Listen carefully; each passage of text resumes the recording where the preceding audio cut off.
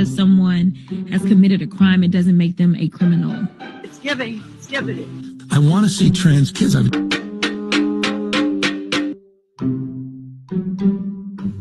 voluntary. Because the fact of the matter is,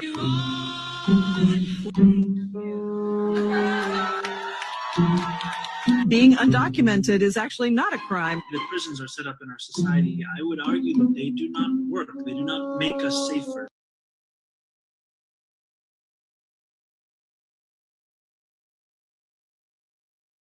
Good morning, Patriots. How you doing today? This is Mike the Patriot coming to you live on all the channels, including YouTube, which I was grounded from for a little while. But it is what it is, right? I was on 14 days restriction and 14 days extra duty because, well, it's YouTube. What do you expect, right? What's with all the hearts?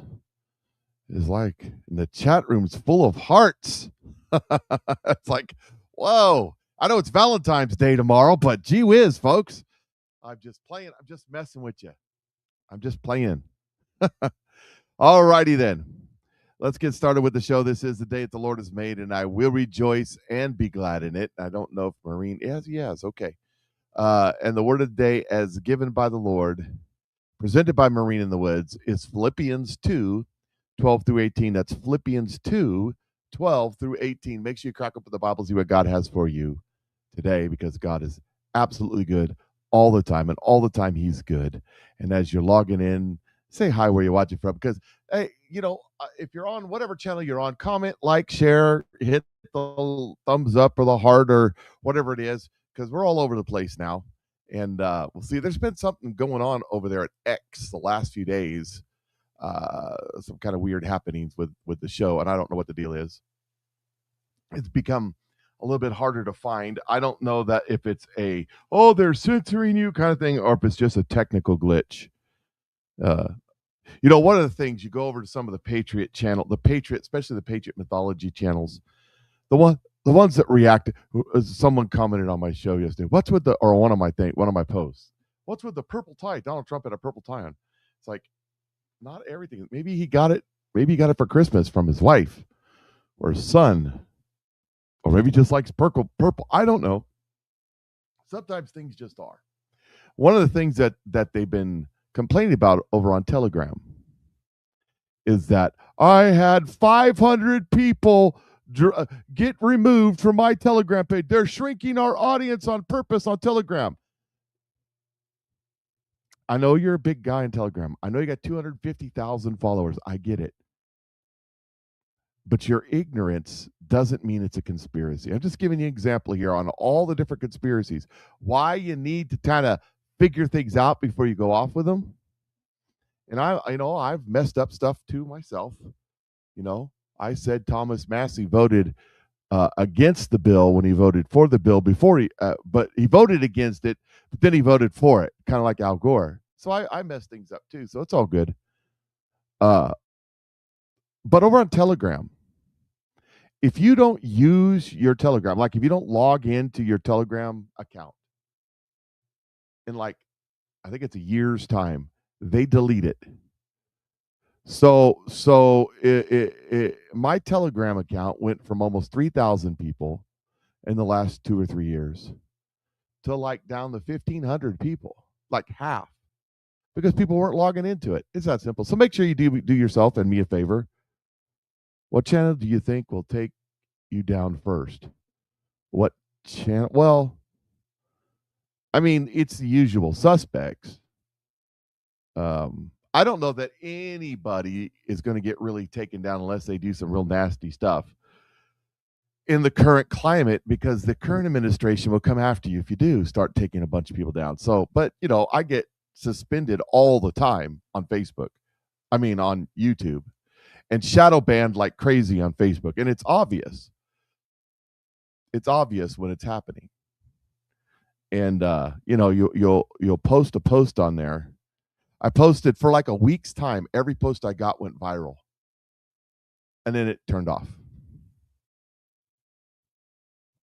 So as far as that goes, I have no idea. I look for me on X, and look for me on Rumble, and look for me on Telegram. Those are the three most freedom of speech. Yes, they come with their drawbacks, each one of them. The robots and trolls on Telegram are ridiculous.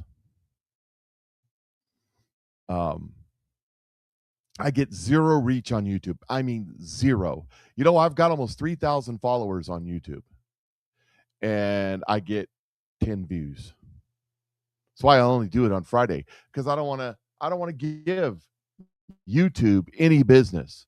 But there's 3,000 followers over on YouTube that may see me and realize I'm on Rumble. You see what I'm saying?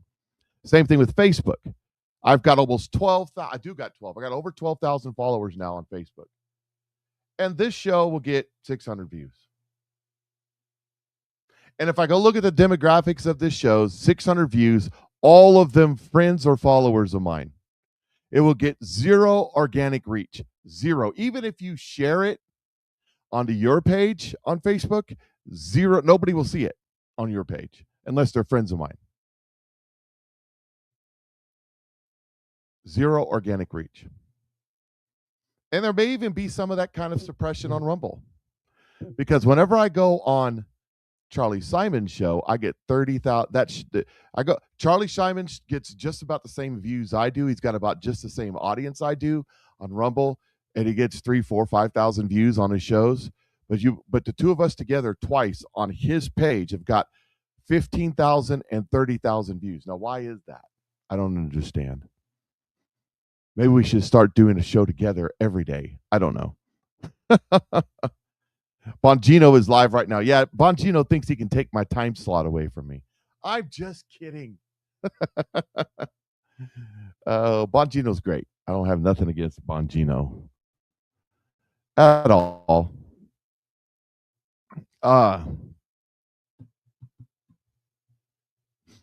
So let's get started. Let's get on with the show, they say, right? On with the show.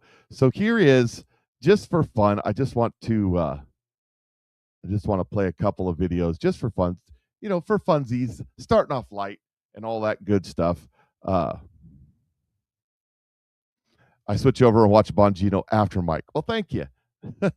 I watch Bongino from time to time. I just don't have time. So let's get started with the light stuff. Here you go.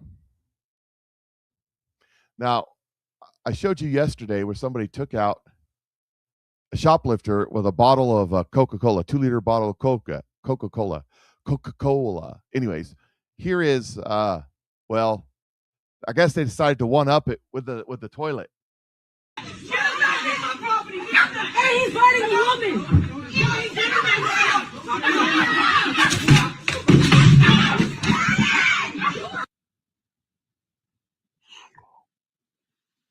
Let's watch that again. You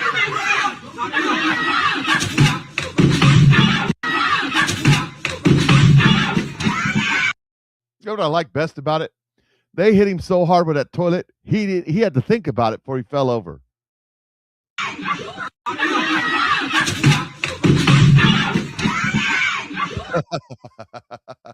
I think that's the first time I've seen somebody taken out by a toilet. Yeah, the toilets are heavy. Wow. I know, right? It's amazing what meth can do. Anyways, do they call that bullying? And then there's this one. Some guy tries to hold up a liquor store. I don't know where this is.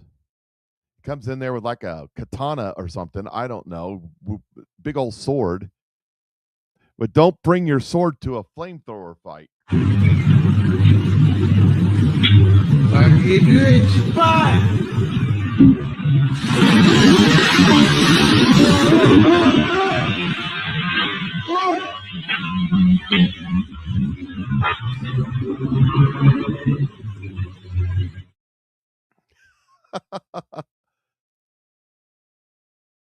But whoever it was looked a bit flush. Oh, just some crazy stuff going on right now. The world is what is it? World is weird and getting weirder. How's it go? Nuts and getting nutsier? I don't know. The world has lost its marbles. The federal government needs marbles. Speaking of marbles, yes, they're going to be. We'll get to you later, Tim Walls.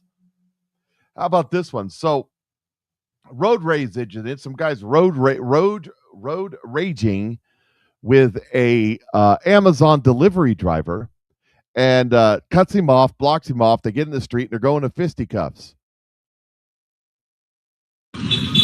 Oh, they get it banging.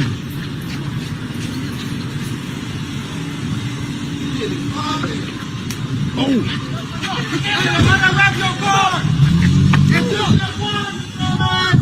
Oh, they just stole his car. Somebody jumped in his car and took his car while he's out here fighting. Put it again. I dare you, so my car. Put your hand on me again. I fucking dare you. Bitch. Put your hand on me again. And they just took his car. So let's see right here, watch. See this dude right here? Look at him.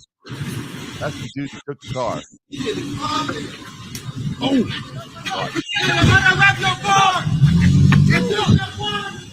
Go off in his car. See ya.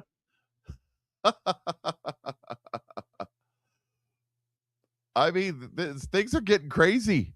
Got to be careful what you do. You just can't pull a machete or katana or whatever it is on any old convenience store now. You're liable to get the torch in it. And when you road rage and you get out to fight with somebody, honestly, just get out, to duke it out with somebody because they're driving too slow or cut you off. Then somebody might steal your car. I mean, this just what's the world coming to.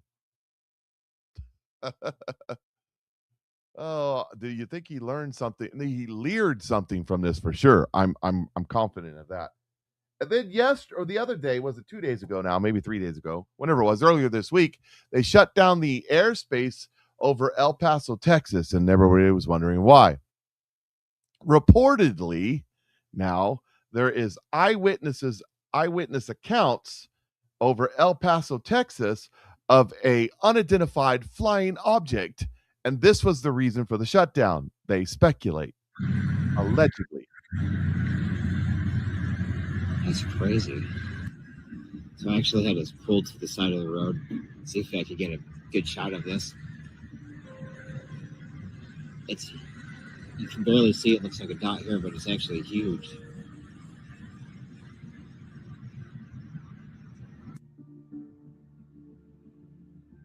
And there was stuff coming out from the bottom of it.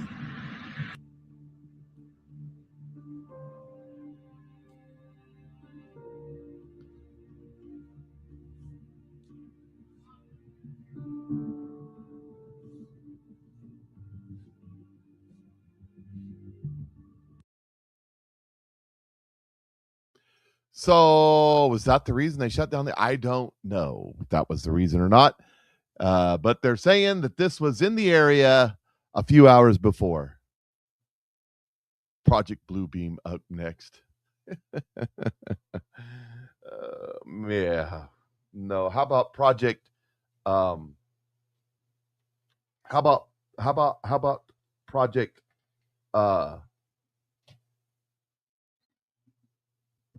Cartels using drones to invade the United States of America and help deliver their drugs. So we start taking them out because we consider it an act of war. It could be that, the simplest answer is usually true. Project Brew being the projection of aliens in the sky with I don't know, some kind of hologram technology, which is the QAnon conspiracy theory, is probably the least likely event, in my opinion. But it could happen. Anything could happen, right? I'm looking for a particular video here, and I'm not finding it.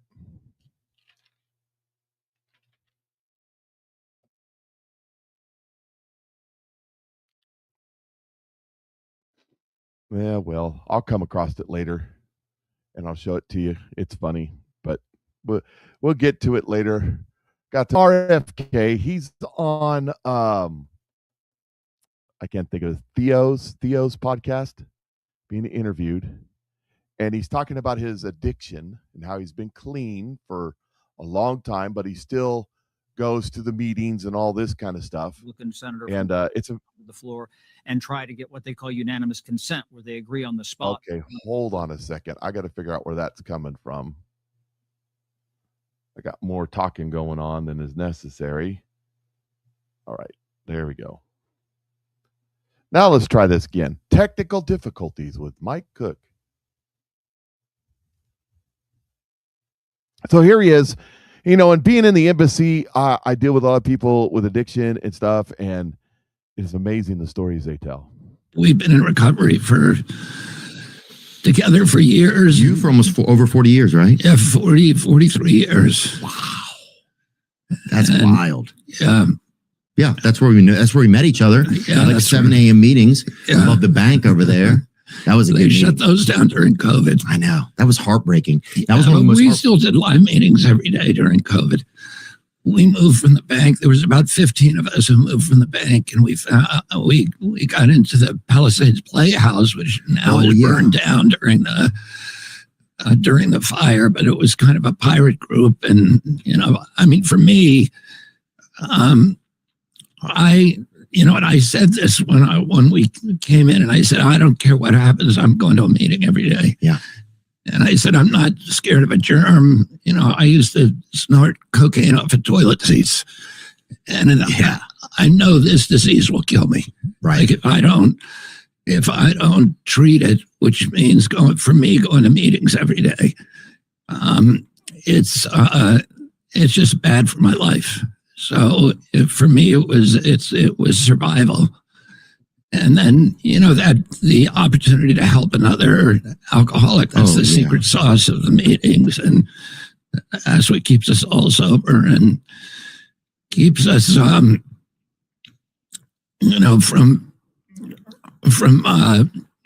self-will. Yeah.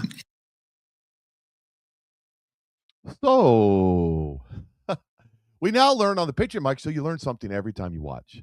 You got to watch the Patriot Mike Show because you learn that you can use a toilet seat as a physical weapon in MMA fighting, and you can snort your cocaine off of them. See, the toilets are way more versatile than you ever thought. RFK's like, I'm not worried about no germs. I used to snort cocaine off toilet seats. I'm no cocaine snorter. I'm just saying, I've not had that issue. But you're in a house, assuming you have a toilet seat. And there's no other place you can snort your cocaine. You can't do it off the sink or the bathtub or the floor. Go out to the kitchen, maybe the kitchen counter, the toaster, the microwave. I don't know much about the cocaine.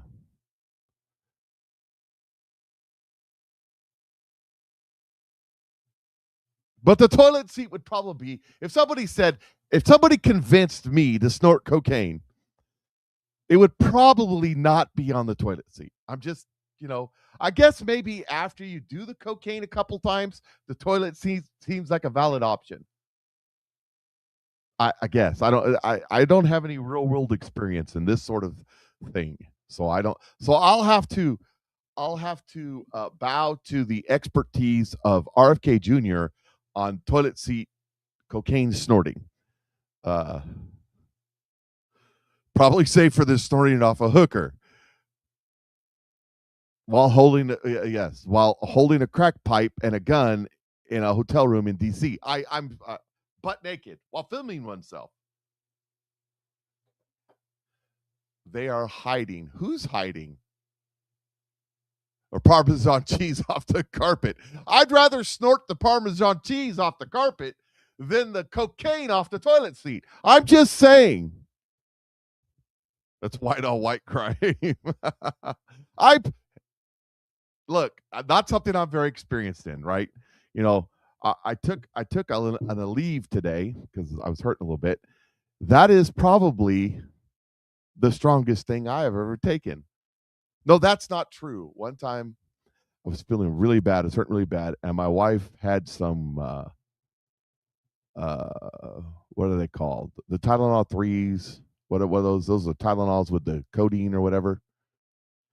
And I took a half one of those and made me feel like crap, and I won't do it again. Anyways, cocaine users hiding in stalls. Oh, I get you.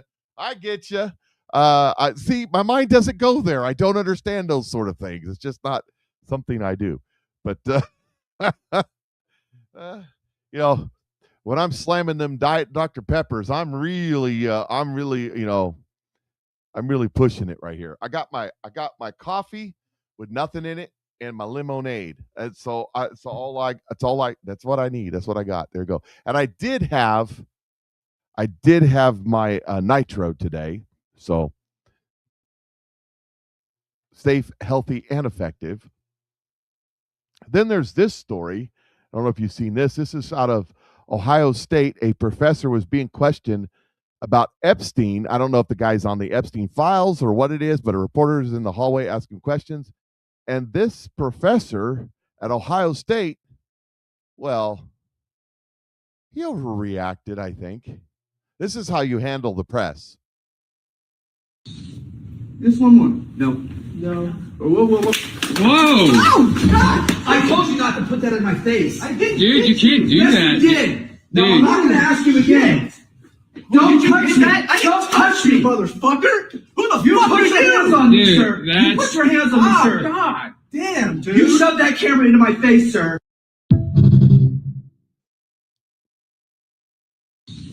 This one more. The dude did step into his personal space, but he didn't touch him.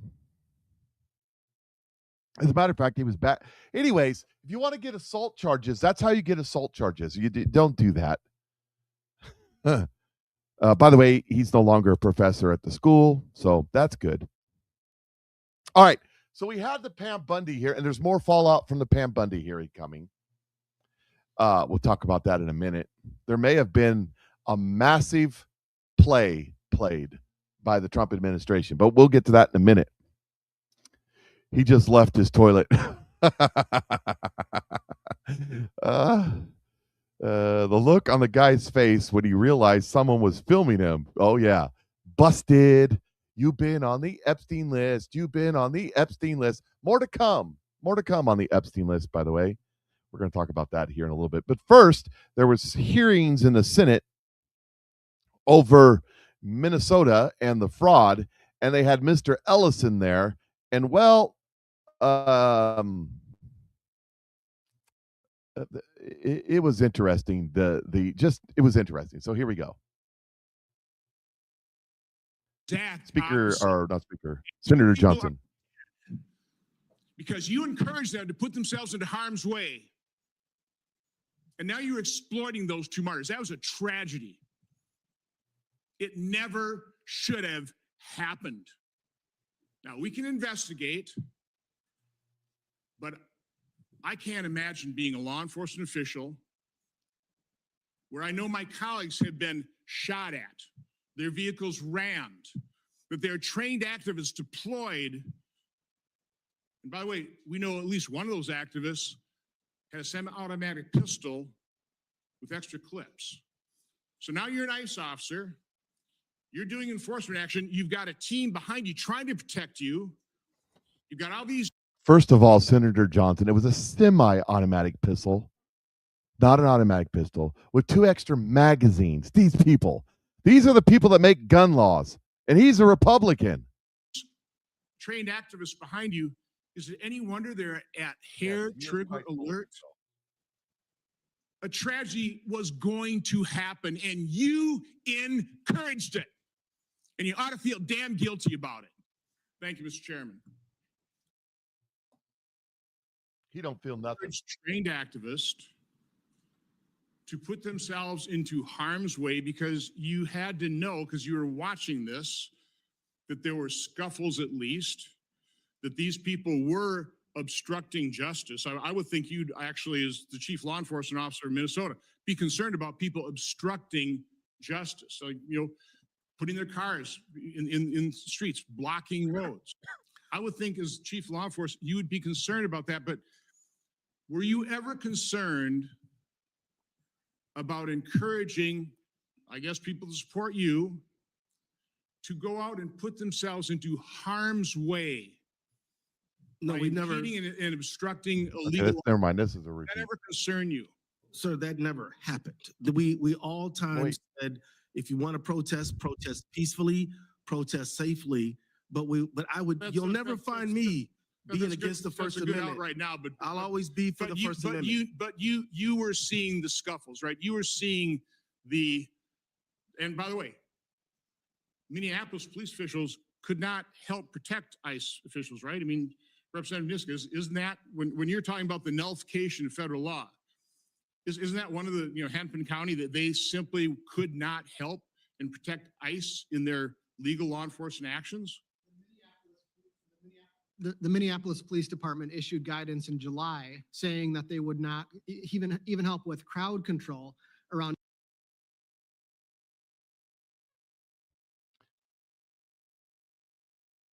So that's Senator Johnson and the folks from Minneapolis and law enforcement and ICE represented, along with Ellis, who's the Attorney General, or Elias, and he's a dirtbag. Now here's Ron Johnson talking to Todd Lyons, who is the head of, he's the ICE director, and this is what he has to say. So talk about the violence, the threats, the doxing against ICE officers. Because again, that's where I've got a great deal of sympathy for people trying to enforce the law. They've been shot at. They've had their vehicles rammed, rocks thrown at their vehicles, doxed. On Central America, I found out that if you're becoming a new police chief, you get a DVD from the friendly drug cartels with your children and wife going into school and going to church. It's an explicit threat. Hands off, or we're going to do something. Well, there's such a demand for unmasking ICE officers, but they've been doxxed. So just talk about the violence, the threats, the doxing that your law enforcement officers are really under. So, sir, it's day to day. I was the field office director for the state of New England. I covered all of New England. And if you looked at the beginning of the operations, January 20th up until April, ICE officers and agents weren't masked. But it's bad. And I'll just use myself as an example. The week that Charlie Kirk was assassinated, there was a tweet that went out. It said, kill Charlie Kirk, kill another, there was another individual in that, kill Todd Lyons. That's the stuff that I see. Yesterday, after the testimony on Tuesday, I went back to numerous death threats against my family. There was a videotape of my wife walking to work that people actively post. The cartels have actually posted the schematics to my home. ICE agents feel that every day. We actually did an operation with the Secret Service where we identified doxers who put up on telephone poles the home addresses and the schools where ICE officers and agents went to. But yet no one covered that operation. We covered that as a success. And I don't want my officers masked. I would work with this committee and any committee to work with holding individuals accountable that dox ICE agents, because ICE agents don't want to be masked. They're honorable men and women, but the threats against their family are real. Okay, thank you.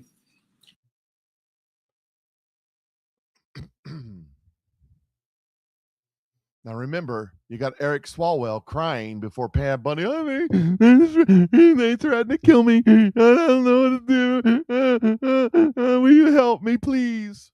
You got Marjorie Taylor Greene resigning because they were going to kill her children. And then they're all going, demask ICE. Of course, same people that screamed, demask ICE, were screaming for us all to put masks on or we're all going to die just a few short years ago. Huh, that's weird. They used to call us names because we wouldn't wear masks and get vaccinations. Used to call us conspiracy theorists. Oh, by the way, have you seen, speaking of conspiracy theorists, have you seen what has come out lately? There's been 40-year-old movies die. All these people dying of cancers. Dr. Malone said about a year ago that about 3 or 4 years in, you're going to start seeing people all over the place dying of these weird cancers that are come up. And did you see the release that came out that said that they did a study of 8 million people on these cancers that have popped up since the vaccinations? And they're saying that on the biopsies of the cancer cells, they're finding the mRNA vaccine or the mRNA little chromosome thing, the marker, whatever it's called. I'm not a doctor, and I didn't play one on television, nor did I stay in a Holiday Inn Express last night. But Why do protesters wear masks? Because they're afraid of the germs, because they never smoked crack cocaine off a toilet seat with RFK. That's what. Anyways, yeah, it's people look. Robin Bullock prophesied a couple years ago, and one of the things was back before God chastised me on using prophecy to predict the future. But one of the things was, I always think when they say this stuff, it's like right now, right now, right now, right now. It's not right now. It's never right now. Turbo cancer. That's the word I was looking for. It's not right now. That's not the way God works. But one of the things that Robin Bullock said is that 8 plagues have passed. This was like 2 years ago in October. 8 plagues have passed. 2 more are yet to come. And the last 2 plagues were darkness and death. According to like Dr. Malone and some of these other scientists, we are now into the 3 or 4 year phase to where these mRNA poisons that people injected into their body will start having dangerous effect with these cancers and other things that nobody expected. Grid down starvation.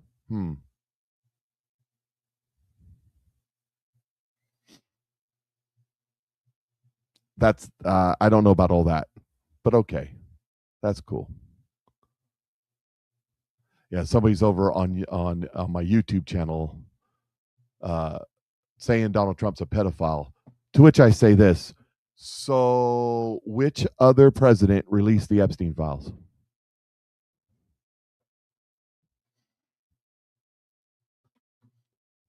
That's all I got to say about that. Somebody go over to my YouTube account. You can't do it. I have to do it. I haven't set up moderators. I need to set moderators up over my YouTube account. It don't matter. It's probably the only person watching. Let me look. Let's see here. YouTube. Oh, there's 3 people over there. Over 1 million times. You're a moron. Let's see. Which president's in the YouTube? Everybody tell me which president's in the Epstein files more. Bill Clinton or Trump? Anyways, we'll move on. Fetterman decided, oh, wait. So let me talk about this real quick. So we passed the continuing res. You're wrong there, idiot. The guy over on YouTube, he's showing off how ignorant and stupid he is. He's one of the most ignorant and stupid people that I've had a chance to comment with, because you see, Epstein talked about how much he hated Trump. Trump talked about how much he hated Epstein, but they all loved each other, the rest of them. So, by the way, how come Thomas Massey hasn't released the names that he has? Why is he protecting the names of pedophiles? Moving on. I'm not you're okay, let me just say this, sir. Screenshot this or record this little section right here, okay? And come back to me next year and you could tease me. You're just making stuff up now 95,000 times. You're an idiot. Okay, hold on 1 second. Let me just say this, okay? When we find out what really went on, and we're going to, most of your friends, most of your folks are going to leave the country. They're going to self-deport, either the planet or the country. Oh. 950,000 times, you illiterate F. Do you realize what you're saying? Anyways, moving on. So the Democrats have voted no because the continuing resolution they passed a few days ago, they only passed part of it, and they're going to shut down the government as of midnight tonight. And they voted no, and they're leaving the country. A bunch of Democrats are leaving the country to go over to Munich for a worldwide leaders summit, but it's only leftists, socialists, and Marxists, and the grand poobah of them all just arrived there.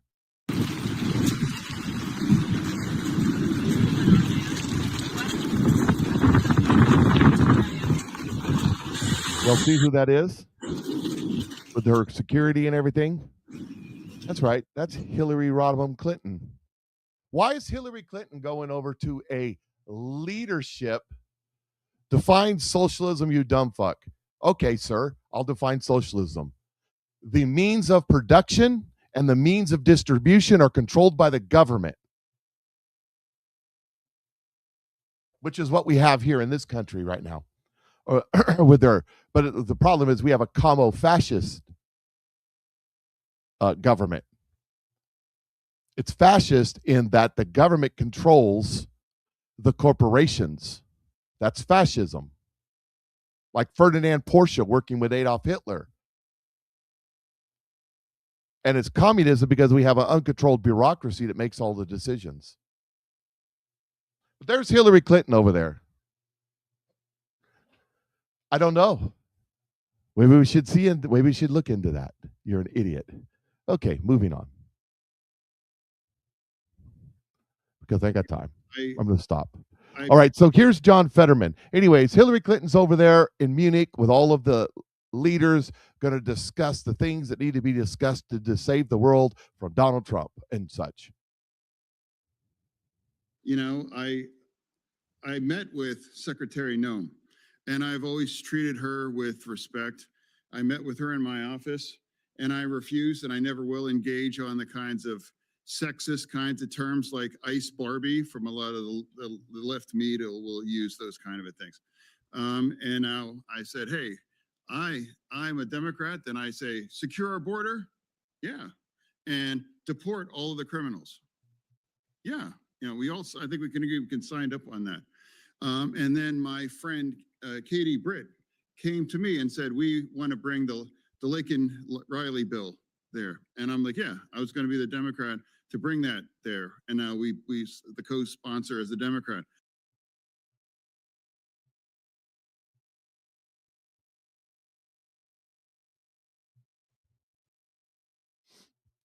So there's Fetterman talking and making sense, which just confuses me. I mean, the guy with brain damage is the only one in the Democrat Party that can talk and make sense. Now, here is Senator Bernie Morano, Republican Ohio. Morano, I don't know if I'm saying his name right. And he asks Ellis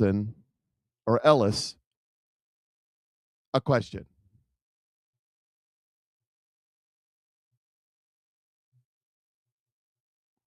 Not a big shot lawyer like you. Just a quick question.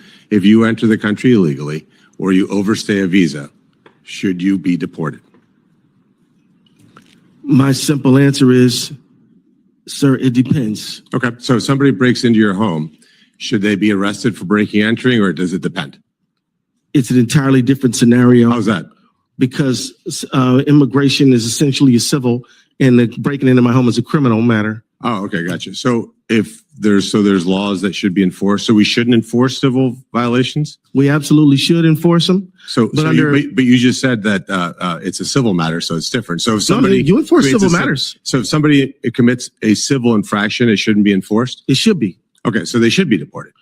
No, they should have due process that is associated with their petition. So for example, so the act of entering the country illegally, you think we should say, well, did you really do it or not do it? It's pretty obvious that they did, right?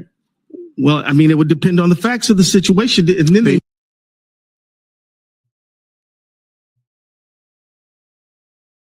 So there's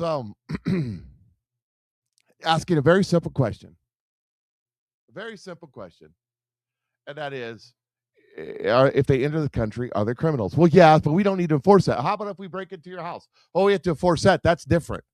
This is what you call a logic problem.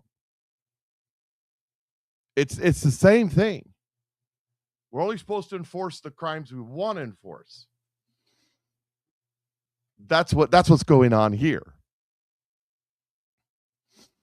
So what happened in Minnesota is reprehensible. It's terrible what happened in Minnesota. With all of the crimes that they did in Minnesota, stealing billions and billions and billions of dollars And by the way, it's not just in Minnesota; it's everywhere. I was talking with a friend of mine last night that is in Central Missouri and is in the medical field. He's not a doctor; he's an administrator type, and he was talking about hospice. And he said that you get people who want to be on hospice. Their family wants them to be on hospice, but the doctor says you're not ready for hospice yet because you're not dying. And he says, so the hospice at the hospital that he works at won't do anything.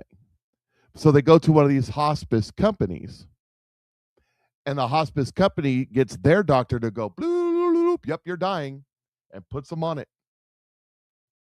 and makes a bunch of money doing it from the government. It's happening everywhere. Everywhere it's happening. And, you know, the thing is that particular hospital, they shut down their hospice because they didn't want to play the game. They didn't want to play the game on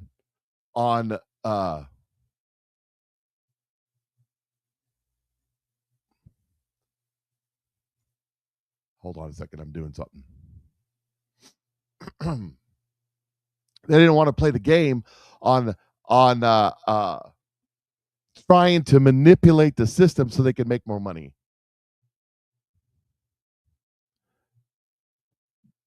That's what they're doing. That's what they're doing all over the place.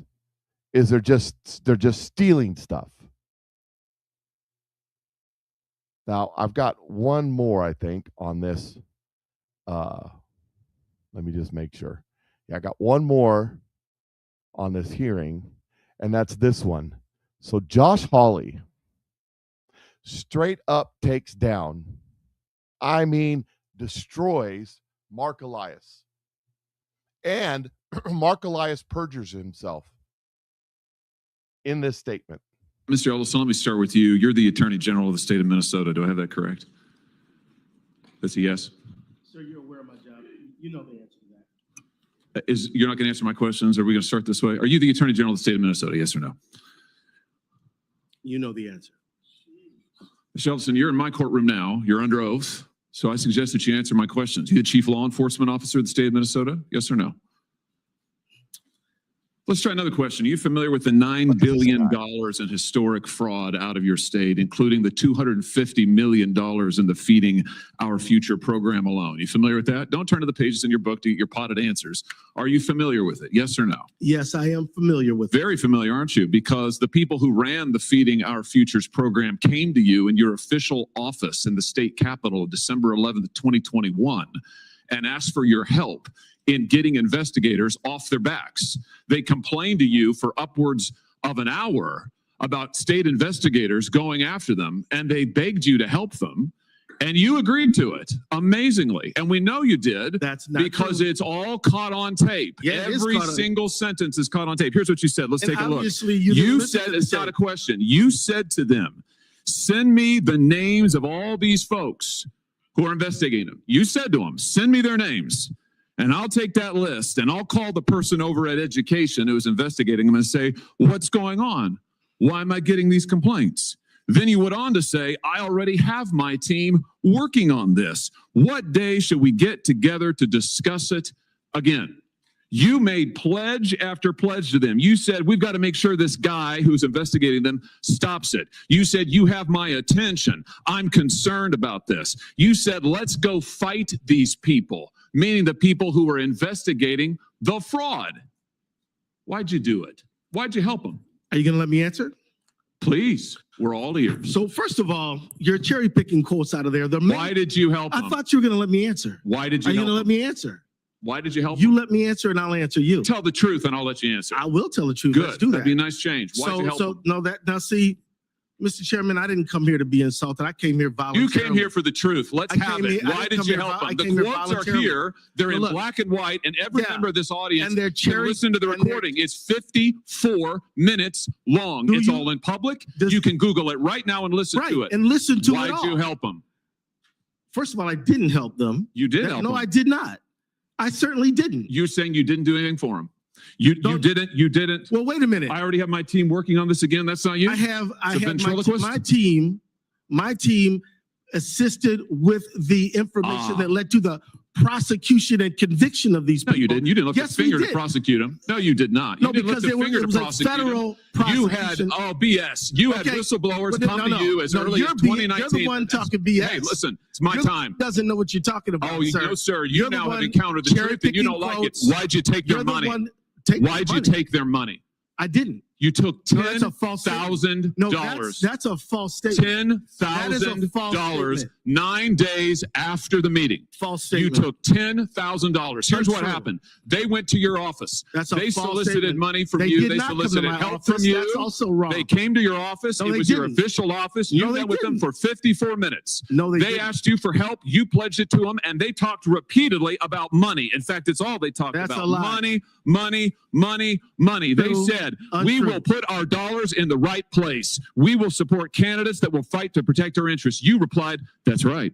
They said, if you are securing your donor base and securing your power base, you can act the way you want. You replied, money is freedom. They said the amount of money circulating, I'm reading the transcript, the amount of money circulating in our community today is powerful, and we haven't realizing it in a meaningful way. And you said, give me the specifics. And 9 days later, you took $10,000 from people who were then indicted. It's in your reports. Why'd you do it? Sir, was it worth it? You know what? This is a theatrical performance. This is the truth. This is what accountability looks like, of which you've had none.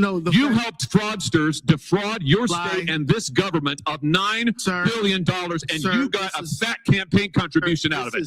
You ought to be indicted. True. Well, that's the truth. I think we've made the point. Let's keep the 10. Well, just for the record, I'll ask how I want. He's lying, and that's the truth. Oh no, this is all on the record, no, sir. Did you bother to investigate where the money that you facilitated their fraud for, where it went? Do you know where it went, what it was used for, the fraudulent money? I do, because we just heard testimony about it yesterday. Because we were key players in the hundreds of millions of dollars to terrorist groups, to transnational criminal organizations, to the drug trade, to drug trafficking, to child trafficking. And you took $10,000. That's a lie. And helped them do it. You know, the other thing is, whistleblowers came to you as early as 2019. Let's look. As early as 2019, whistleblower. Don't talk over me. As early as 2019, it's my hearing, pal. As early as 2019. Don't call me whistleblowers came to, well, I should call you prisoner because you ought to be in jail. Well, we'll see what you can do. In 2019, whistleblowers came to you in your office and referred to you fraud allegations from Feeding Our Futures, and you blew them off. Listen, your own state newspaper investigated it. The Minnesota Star Tribune, the Partners in Nutrition, brought its concerns to the Attorney General's office in 2018 and in 2019, and you did nothing. You did nothing for years. The only action you took is, once all these fraudsters came to your office and asked you to get involved and offered you money, then you got involved. Then you took the money, and then you got involved. They did not come to my office. You're completely wrong about that. You met with them for 54 minutes, and you took $10,000, and they also gave your family money. They gave your family thousands of dollars in campaign contributions in addition to what they gave you. Statement. Let's put the this is completely untrue. The New York Post. Yeah, we know the New York Post. Minnesota Keith Ellison, AG, accepted campaign donations from individuals linked to the $250 million COVID fraud scheme after they were in your office. The donations came on December 20th. Sir, you met with them on December the 11th, and on January 20th, the FBI knocked over their headquarters. No. That's the sequence of events here. No, it's not. You've been right at the center of this fraud thing from the beginning, and you've enabled it. And sir, you should resign. And sir, you should resign. I was thinking the same thing about you. You should resign.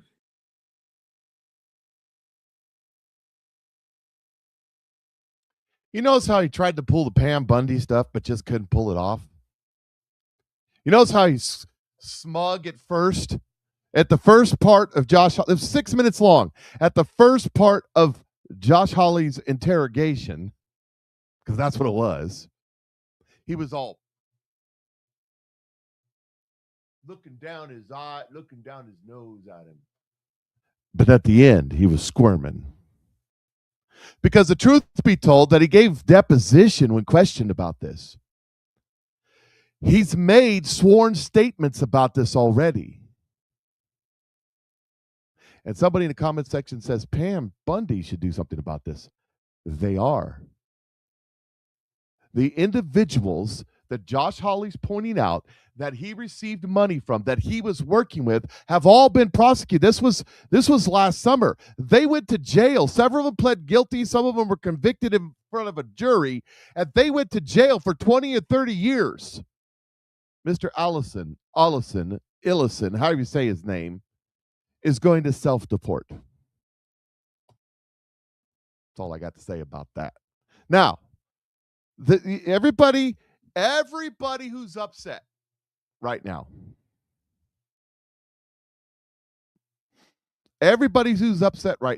at Pam Bundy and at Donald Trump because of the Epstein files and all that other nonsense.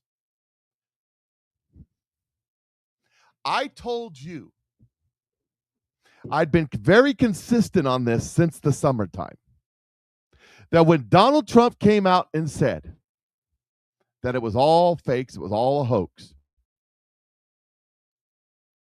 that he knew exactly what he was doing. He got these people kicking and screaming and reacting. Oh my God, Epstein, Epstein, Epstein, Epstein, like they're calling for Beetlejuice. He got all the usual suspects to get out there screaming. All the people, all the sellout people who were never Trumpers to begin with on the so-called mega side, screaming for the Epstein files. The Epstein files, they wanted them to release the Epstein files that were held in the Southern District of New York by James Comey's daughter, because everybody knew about those files. Let me say that again real slow for the trolls over on YouTube. Everybody knew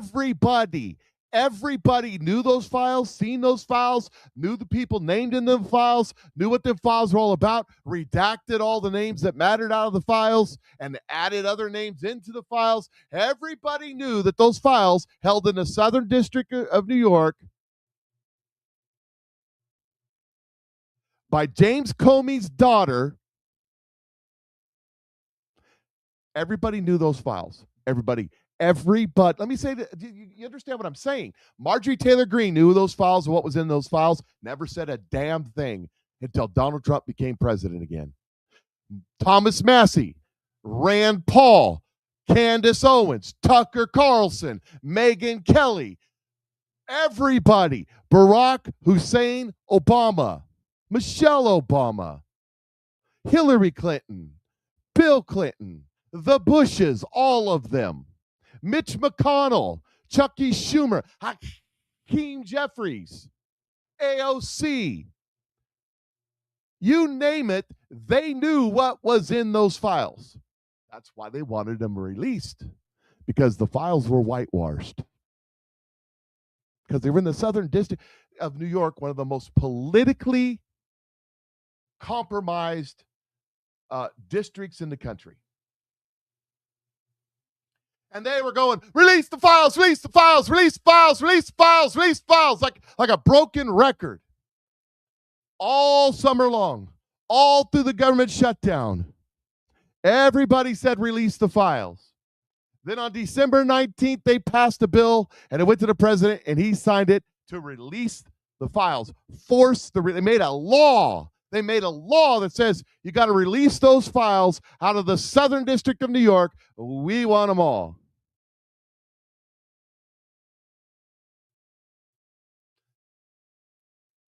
Then on December 24th, Donald Trump and his administration announced, holy Shazam. I don't know where it came from. We just found millions and millions of more files, like in a burn bag or something.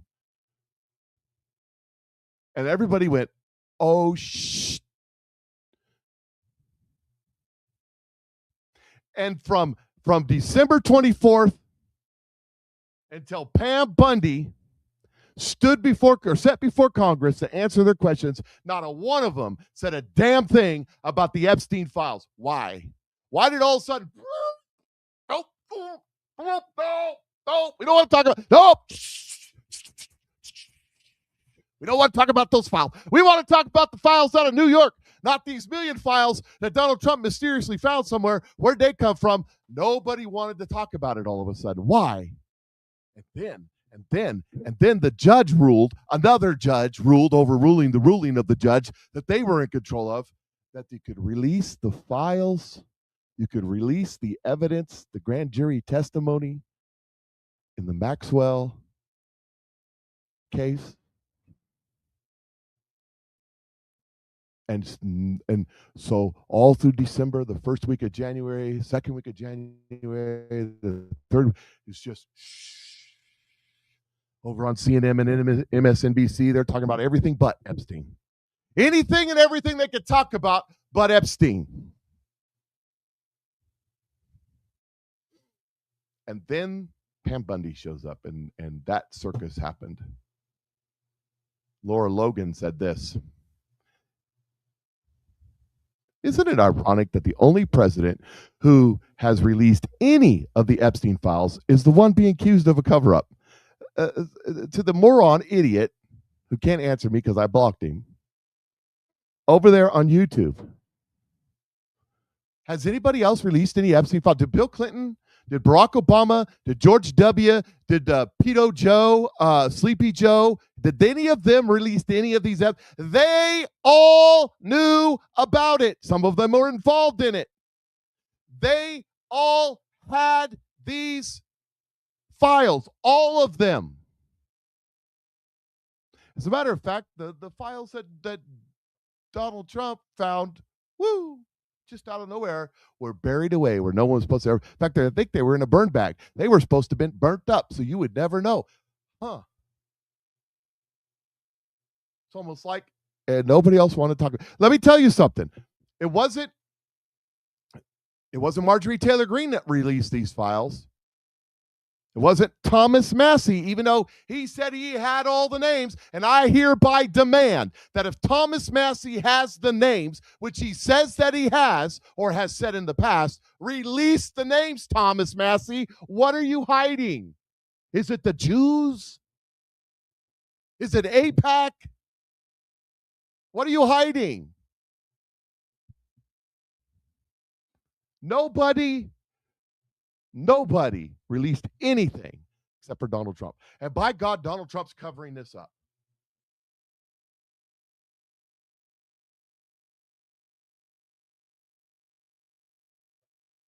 If Donald Trump was in it, they could have released. Yeah, you're right. You're right. And that's just it. You don't think Barack Hussein Obama and Hillary Clinton in 2016, when they organized a coup against a sitting president of the United States of America in order to overthrow the government of the United States of America, if they had Donald Trump pedoing little children, that they wouldn't have put it out? I mean, these people committed seditious conspiracy against the United States of America. You don't think they would have done that?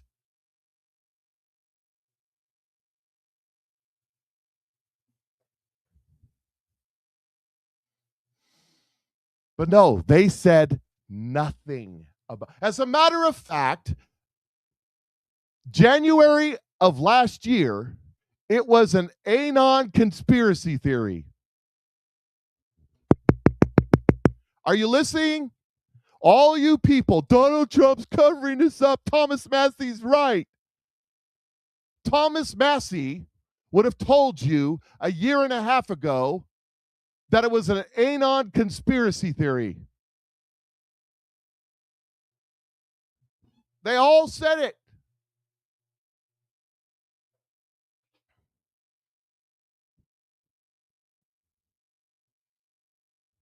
Every single one of them. And we have multiple. And then Pam Bundy did his thing. Oh, let me just point, since we're on the Epstein stuff. Barack on Epstein. I regret meeting or getting caught, as this person changes it. Former Prime Minister Ehud Barak says he regrets ever meeting Jeffrey Epstein and admits he should have used more thorough judgment. In a Channel 12 interview, Barak confirmed he stayed in an apartment owned by Epstein after his conviction, saying he did not fully understand the nature of Epstein's crimes in 2019 and denies witnessing any wrongdoing. Let me point something out to you in case you don't understand. To all you Israel haters and to all you Bibi Netanyahu haters, Bibi Netanyahu has been prophesized just like Donald Trump. He's been called by Robin Bullock as a prophet of God. He's been declared as a prophet of God by Kim Clement.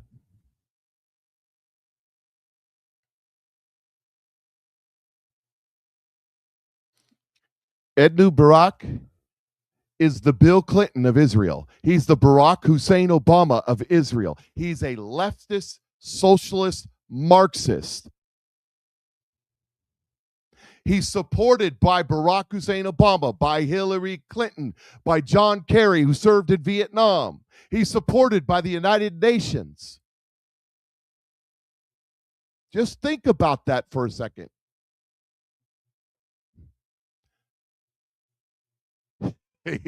Aaron says, beat you, Mike. I think we said it at the same time. So when you come against Bibi Netanyahu,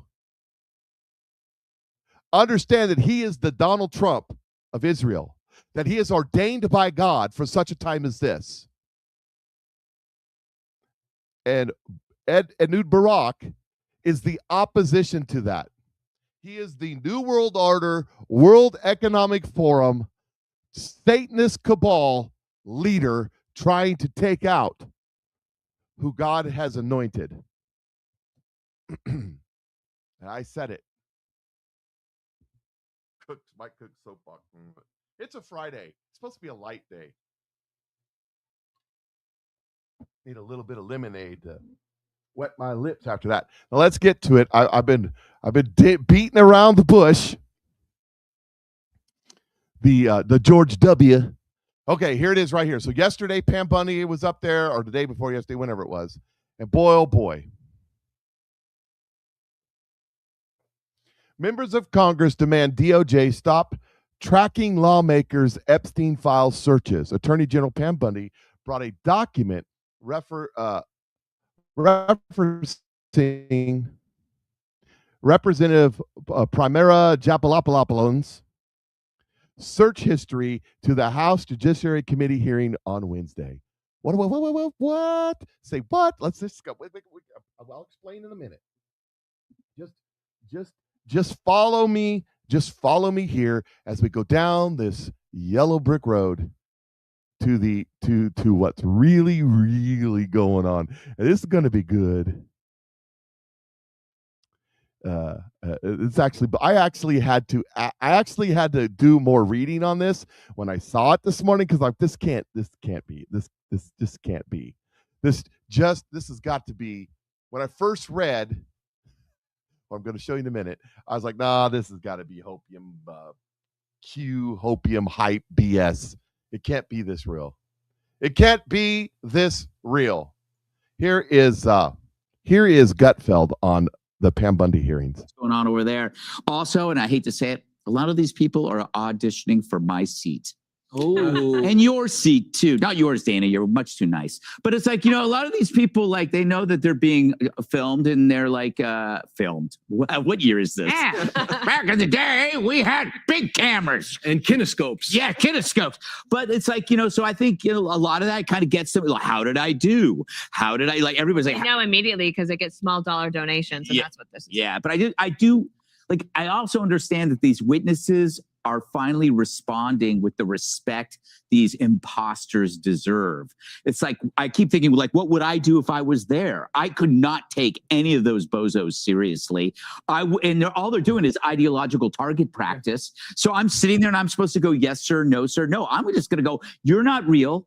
I'm looking at Raskin. You're not real. You're a bot. You're no better than a bot. You're programmed by somebody else. I don't have to respect you. That's kind of what Besson's doing. Yeah. He's like sitting there going, right. Besson's face tells you that I'm so much better than you people are. It's not funny. He's better. He's richer. Yeah. But if you don't interrupt, he gets all the chicks. Answer. I mean, he can make the claim about the Dow at 50K. Yes. Right. The other thing, though, especially at the ICE hearing from the other day. It's that all of those guys, like Todd Lyons, they work 18 hours a day minimum. And they're looking at these guys who are just basically trying to yell at them so that they can get out of town and go raise more money. But they leave no time to answer. So if you don't interrupt and say something, So you don't. annoying. It looks like you agree. To be honest, I feel like it's a broken system, like the primary debates with 10 people. I think it's a broken system and it needs to be changed. Okay. We need a king. You're Okay, right. fine. We have a king. His name's Jesus. Just saying. So that's this. We're getting there. Trust me, I'm building up to it. Trust me, I got it. I know where I'm going. So here is this is Yasam Asari, Democrat, Arizona. And she's mad about what Pam Bundy did to them. I just walked out of the Department of Justice where I was able to look at some of the unredacted Epstein files.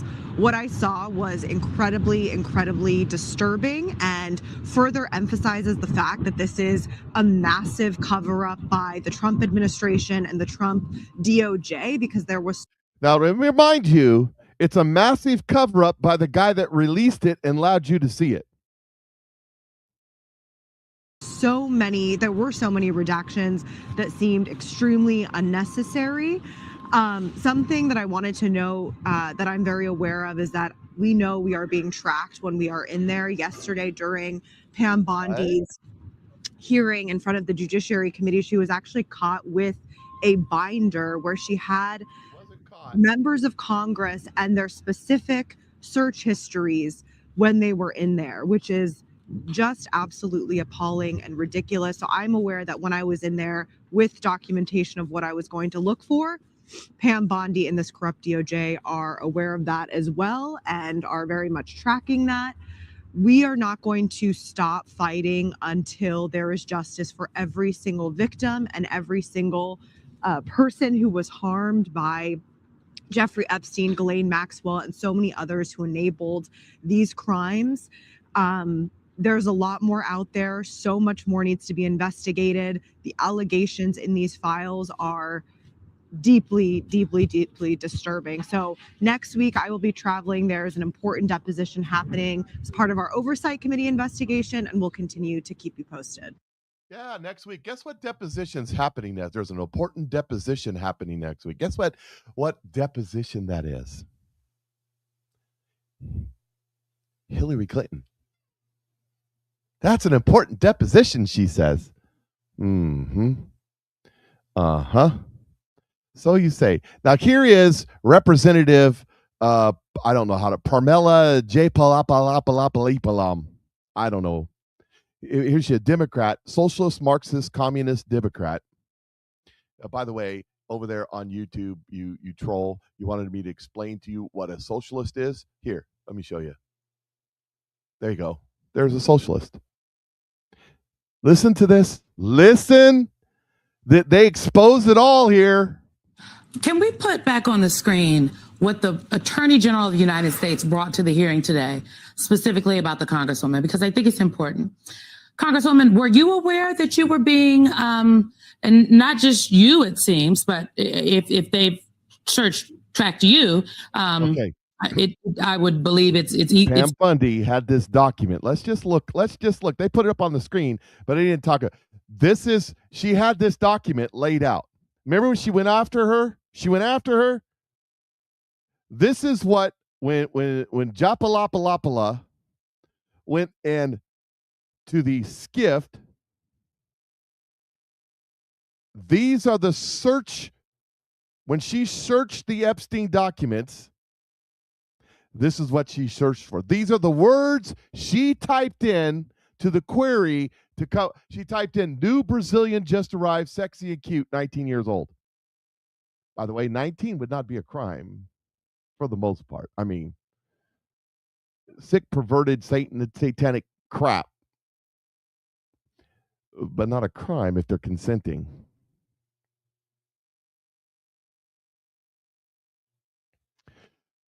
Thank you for a fun night. Your littlest girl was little naughty. Thank you for a fun night. Your littlest girl was a little naughty, so she looked for that one twice. Kara did something another to Jeffrey Epstein. I found at least 3 very good young girls, but we were so tired. I will cover up this week. Meet this one, not the beauty queen, but we both likes her a lot. These are her searches in the skiff on the computer in the skiff that had the list. Epstein victim lists all redacted. I love to torture video from another person to Epstein. Child exploitation of human trafficking task force PowerPoint on the Epstein traffic. I got to write something down here. Give me a second. Let's see.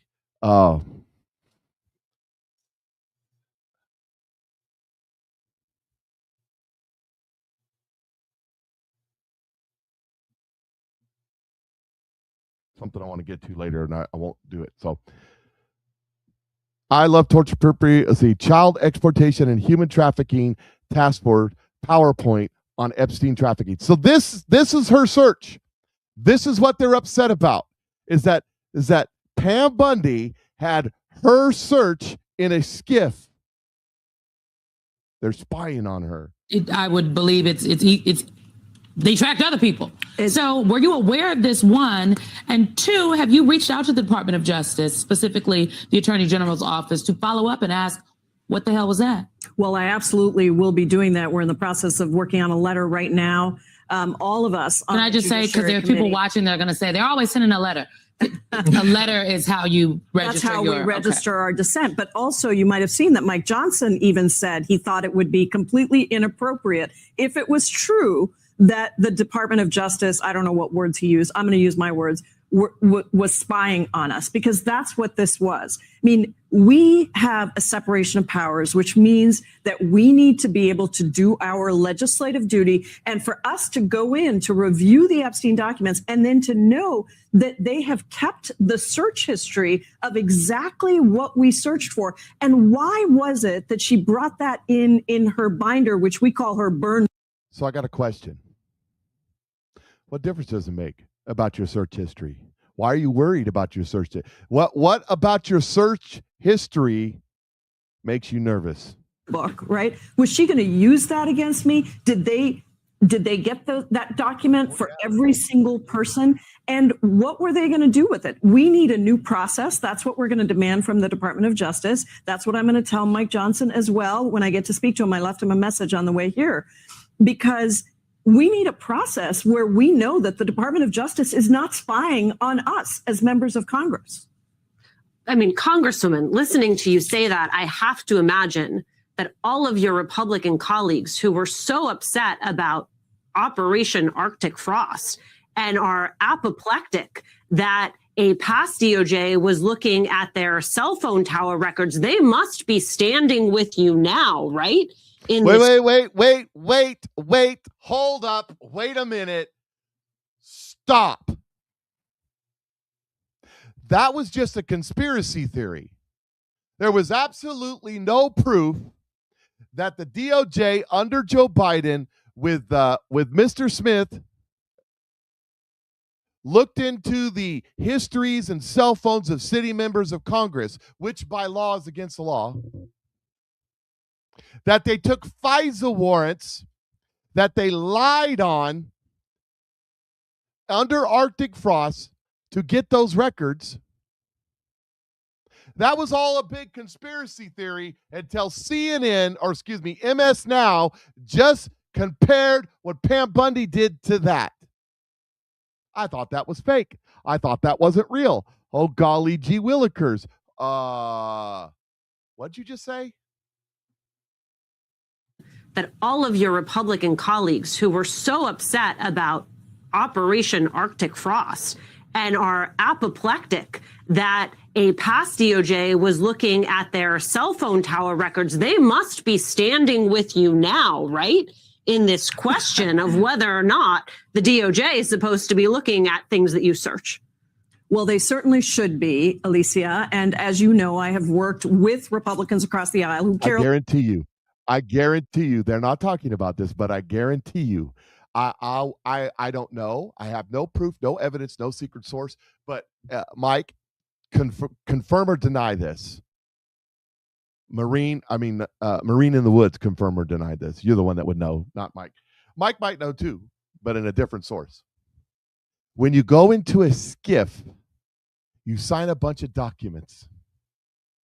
Because, you know, I'm sitting here on my cot. We were 5 miles from the Iraqi border. No, check that. We were a long way from the Iraqi border at this point. Out in the middle of the desert in Saudi Arabia. And the lieutenant walks in and says, "Cook, sign this." And I said, "What is it?" He says, "Shut up and sign it." And as I start, "Okay, sir," he goes, "It is top secret classified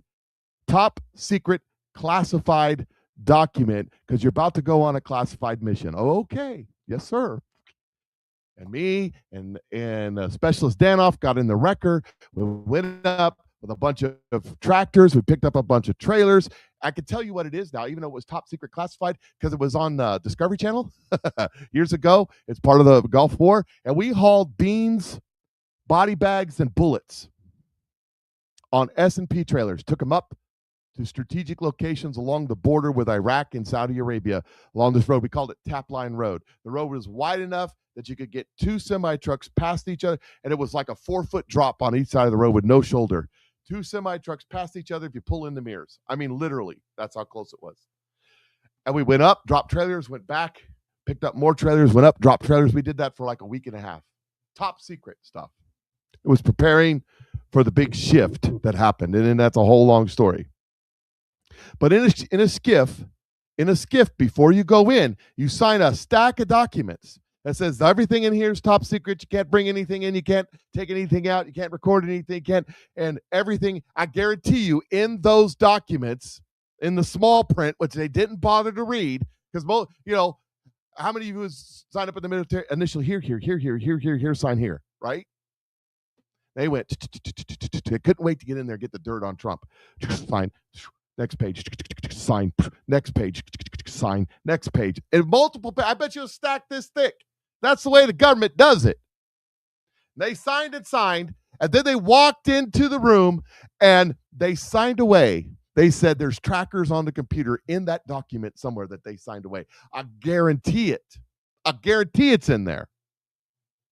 I used to go into the skiff, inside the skiff. What you access is monitored, right? So he's a skiff inside a skiff inside a skiff, and you had to sign in each time, right? They don't leave any of this to chance when you get into these places. Let's continue. A lot about civil liberties, about spying of the Department of Justice and the government on Americans. This is certainly an example of that. And so I hope that every single person, Republican and Democrat, says this is not appropriate. It has to stop. We need a full accounting, first of all. I want to know what search history she collected. Why did she collect that? Why did they keep that? And what were they going to find out? I want a new process because I still have documents to review, and I don't want to know that the Department of Justice is spying on me and going to use that against me? She came with that in her burn book. So was she going to pull that out and somehow question me about which emails I looked at? It's really creepy. And every American should be creeped out by the fact that the Department of Justice is spying on members of Congress. You know what's really creepy is that Jay Papalopoulos, whatever her name is, research specific people's names in reference to Epstein. Who are those people? What did they know and when did they know it? And what did you know and when did you know it? It's creepy. It's inappropriate. But it's what? Let me remind you that this piece of crap right here, Michael Steele, used to be the head of the GOP. You want to know why the GOP sucks? Inappropriate people do. This in one sense, Pam Bondi is no better than the soup she's in. Yeah. And that soup is made every day by Donald Trump and his behavior, the instructions and the directions he gives them. The Justice Department of America doesn't act as on its own in this administration. No. Unlike we've seen in other administrations. Any administration. This would be an affront to the process and the dignity of the men and women who serve in the building. Yeah. They don't care about any of that. So that part of it for me. These are people who record themselves doing Brokeback Mountain and Senate office chambers. There's no dignity. And it is something that I'm hoping you expose a little bit more of, because I know you will. Yeah, I know we you will for sure. But I want to go back to the beginning. Yeah. I want to go back to the moment that throughout this hearing stuck with me more than anything else that Pam Bondi did as the Attorney General of the United States. Her absolute refusal to acknowledge the victims, the women standing behind her, who for some time have been trying to get her to meet with them. Yeah. She still won't meet with them. Yeah. Largely because Donald Trump doesn't want them to, Simone. That's the reality here at the table. Yeah. Oh no, we got a commercial. Oh no. Got to do the salt trick. Talk a little bit about what it took for those women to stand there. Yeah. Because I know you indicated that there were, you said, okay, to the extent that you're comfortable to raise your hand, do so. Yeah. These people, this idiocracy that's running this investigation, fundamentally doesn't understand the impact they're having on these women at this moment.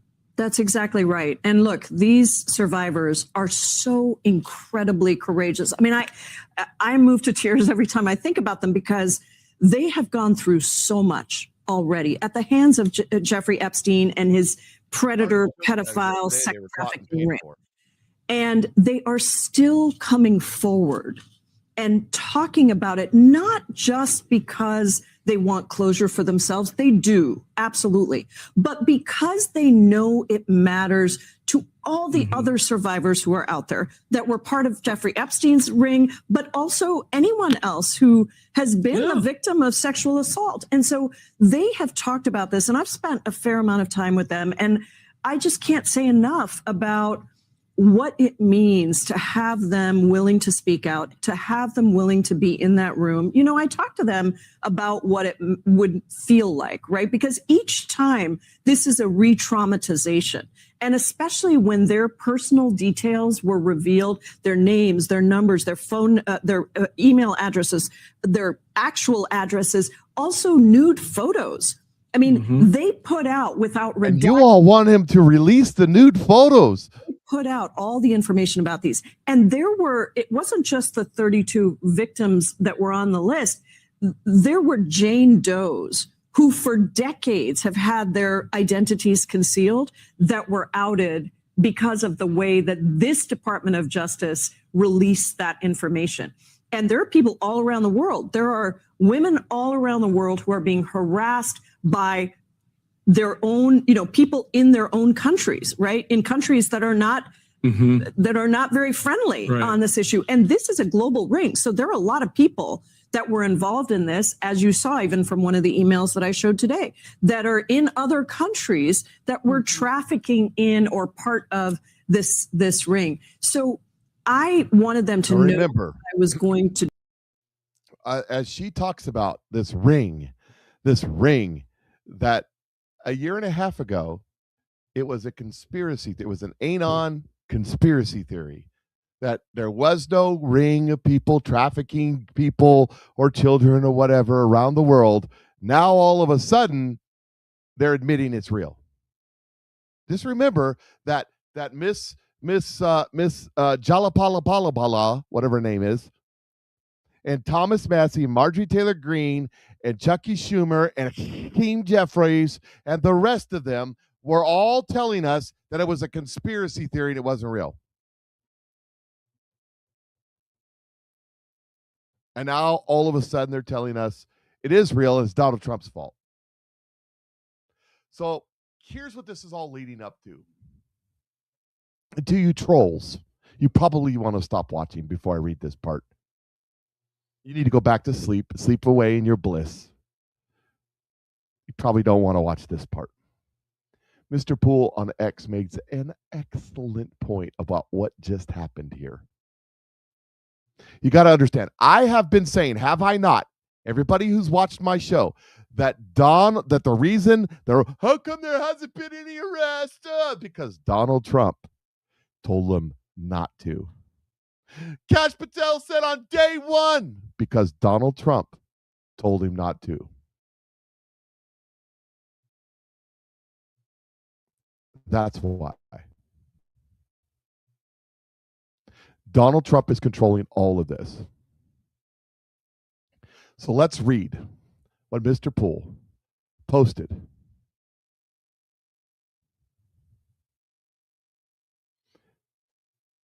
Pam Bundy just played the greatest trap in political history, and Congress walked right into it. Yesterday, Attorney General Pam Bundy set before the Judicial Committee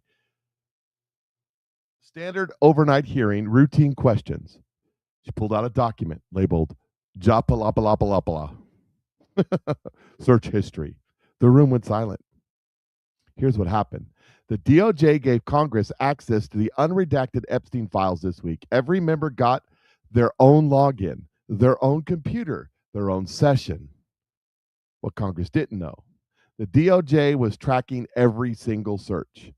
Every name they looked up, every document they opened, every file they downloaded, all of it logged. And Pam Bondi brought the receipts to the hearing. The panic was instant.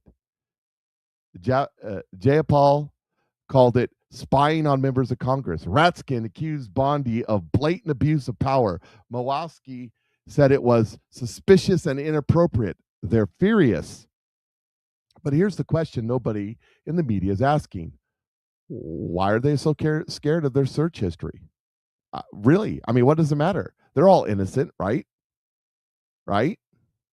If you're searching for evidence of crimes against children, you'd be proud of that search history.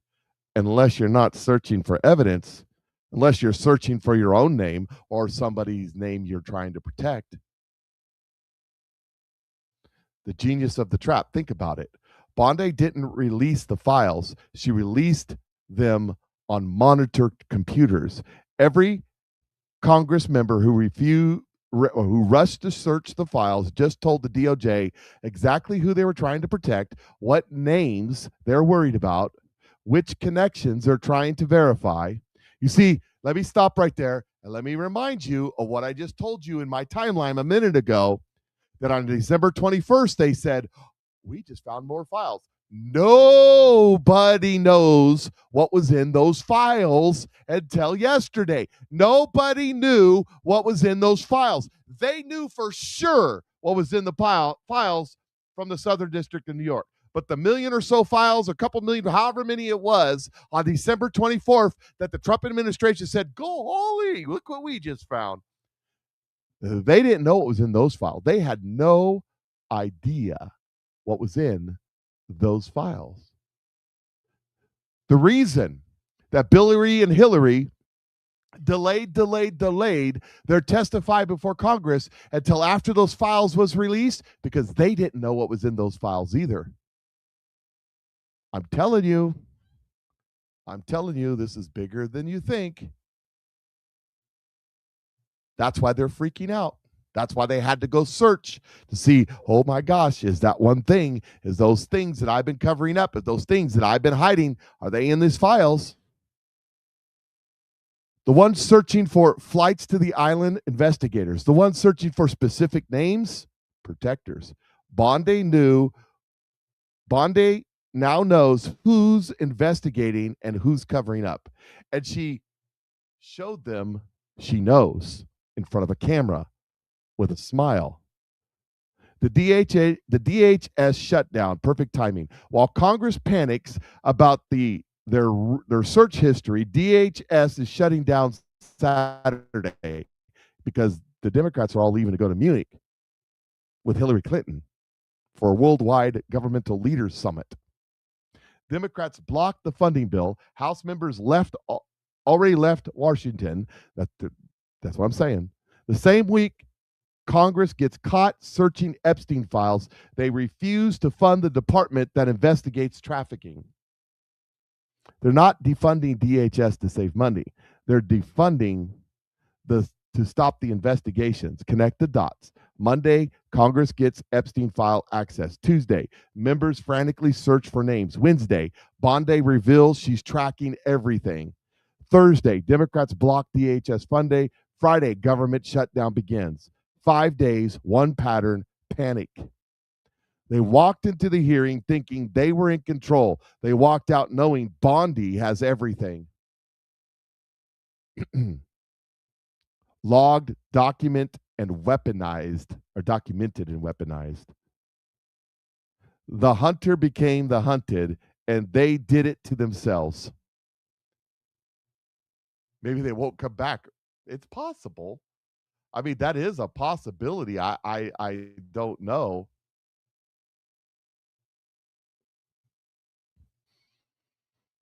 But they did this. They did all of this to themselves. They set themselves up, hook, line, and sinker. And they're getting screwed. They're getting destroyed in the process. There's so much going on right now. You know, let me pull this down. There's so much happening right now. It's almost unbelievable how far things have gone, how much information is coming out. Let me just show you this. This is James Comey. What's going on with Ilhan Omar? This is a simple question. It shouldn't take long to answer. Reporters are trying to ask her the questions, and she just walks by and won't answer questions. But she finds enough time to tweet something absurd like that and compare her beloved Somalia to the United States like it's a superior country. If she likes Somalia so much, she should go back to Somalia. And I can tell you, with what we're investigating in Minnesota and the depositions and transcribed interviews that we're getting right now as we speak with the whistleblowers in the Minnesota state employees union that have been dealing with these social programs, it's really bad, the amount of Somali fraud in all the different welfare programs. So Ilhan Omar really needs to keep her mouth shut. I told you before, Ilhan Omar is not going to be deported. She's going to go to jail for a long, long time. And she'll probably share a cell or have a neighboring cell with Mark Elias, because they're up neck deep in all of this crime and corruption. And, you know, Tim Walz is mad. They announced the other day that they're wrapping up their deal in Minnesota and they're moving on to somewhere else. Tim Walz wants you, the taxpayer, to pay for all the damages done in Minnesota. Well, Timmy, you're going to go to jail too. The federal government needs to pay for what they broke here. There are going to be accountability on the things that happen, but one of the things is the incredible and immense costs that were borne by the people of this state. The federal government needs to be responsible. You don't get to break things and then just leave without doing something about it. So we're going to be asking the federal delegation to be investing and doing the things necessary. He wants the federal taxpayers to cover the billions and billions and billions and billions of dollars of fraud. Look, Tim, you guys got enough money from us. We're not giving you any more. It's your fault. Marine asks, why do House members go to global leader summits when they're responsible to their constituents? Why is Hillary Clinton at a global leader summit? She's not a leader. She's a private citizen. That's the question that went through my mind. Why is she there? What does she have to do with it? And then we got the SAVE Act, which is really, the SAVE Act is the difference between the saving the United States of America and the destruction of the United States of America. It literally is the end all be all. If the SAVE Act doesn't pass, we lose America. That's where we're at. Here's Scott Jennings on CNN. Oh, if we look What, at the SAVE Act? the SAVE Act, Are that's you guys exactly talking what we're SAVE talking about. That is actually going to continue to Al. disenfranchise Al. overwhelmingly a lot of people of color. Al. There are so many civil rights organizations that have run the data. If we look at the way that it is going to disenfranchise Black voters, it's the same reason why Chuck Schumer called Al. it Jim Crow 2.0. So, This is the same president. Al. If we want to You continue, haven't said how yet. I am talking about it. It's How? the way that you're putting new poll taxes on this when you're making Poll people taxes? have. That's what we can call them now. It's kind of an idiom, right? If you want to say that people have to prove that they are citizens, that they have to prove with a voter ID. The reality is you're layering what is a constitutional right for the American people and making it harder for people to vote in this country. And it's going to disenfranchise Black voters. Concern you that you're making all these claims? You've yet to lay out how it's hurting anyone, but 76% of Black voters think we should show an ID to vote. 80% of Hispanic voters, 83% of the American people.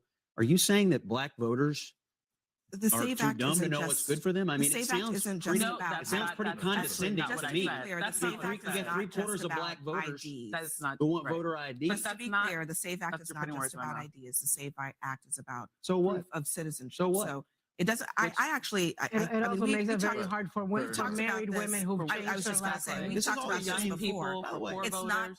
It actually, there's an argument to be made that red state voters, women, poor white voters could be just as. I know you think they're dumb too, don't you? Young I mean, that's the voters? thing. I hear Nobody these, thinks they're dumb. arguments. I've Scott, heard hold on. Democrats all Hold on, week long. Scott.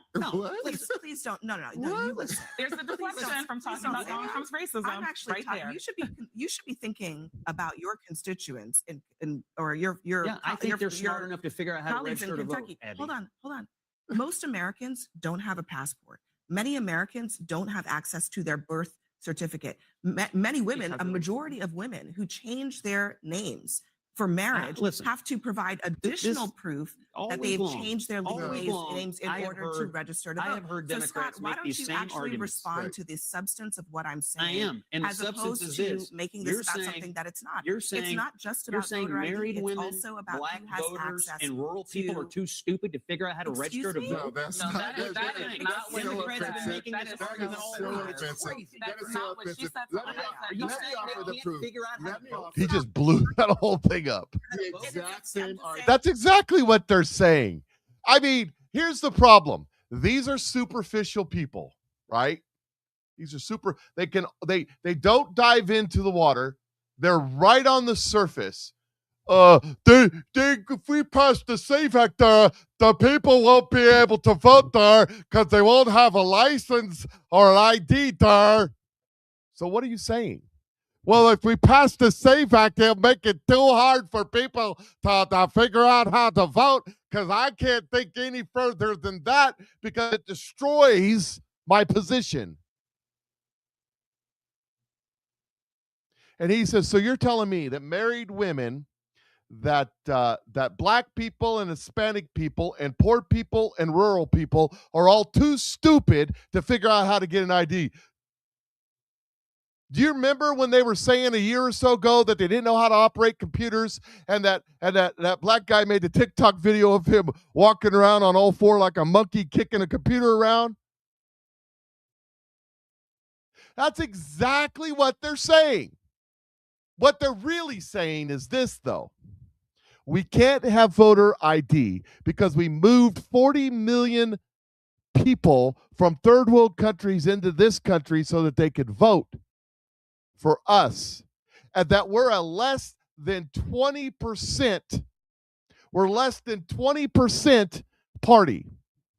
That nobody's going to vote for us but the pink-haired, whistleblowing, crazy lesbians in Minnesota.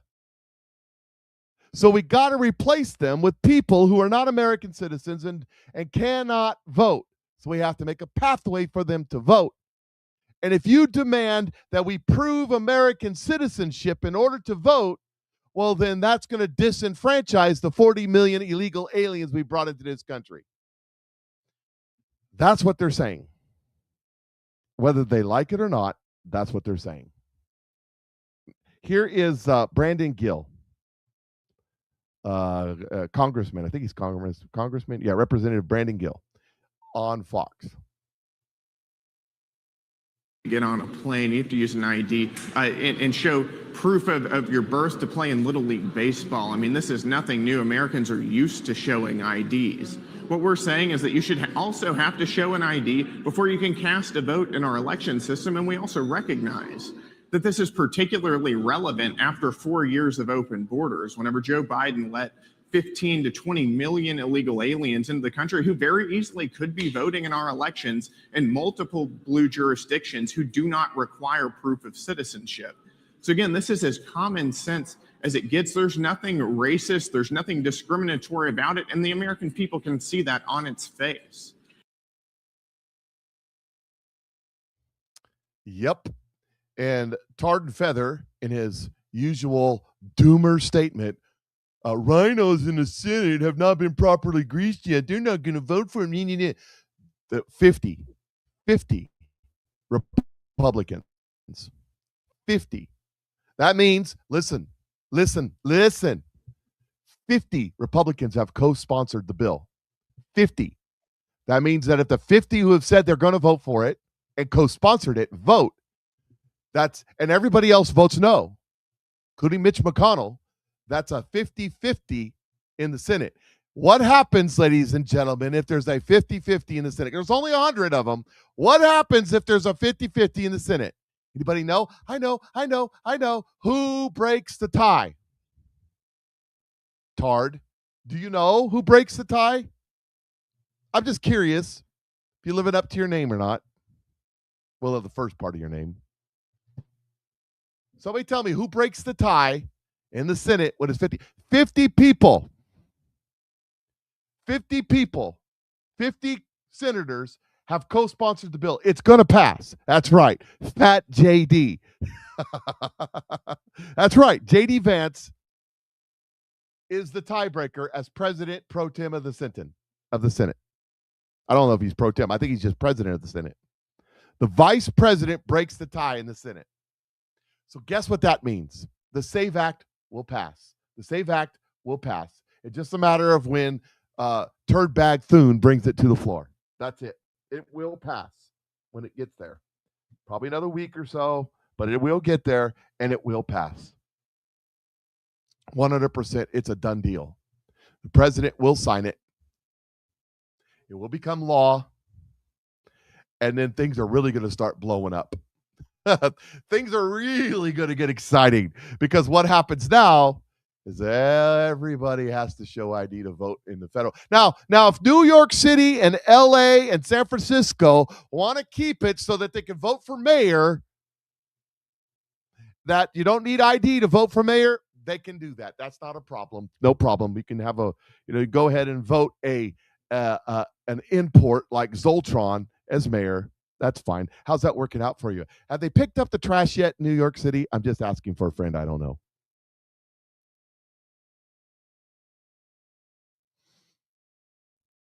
It is. We're in. Oh, by the way, did y'all see this? Everybody's we're going to lose the midterm. They're going to get done. First of all, we're not going to lose the midterms. It's going to be one day paper ballots with ID. And it may involve the National Guard. We're not going to lose the midterms. Number one. Number two. Since I've been following politics. Had a combined 320 million, roughly 137 million for the Democrats after accounting for death. Okay, that's 2x right there, Carl, on screen. Yeah, but no, that's... Carl Rove's a dirtbag. Since I've been following politics, 1989, 1990, 91, when I come back from the Gulf and I'm driving across the country and I'm flipping through the channel somewhere in New Mexico trying to find something to listen to, and I stumbled on Rush Limbaugh. When I started following politics, the Democrats have always had more money. The Democrats have always had more money than the Republicans. Always.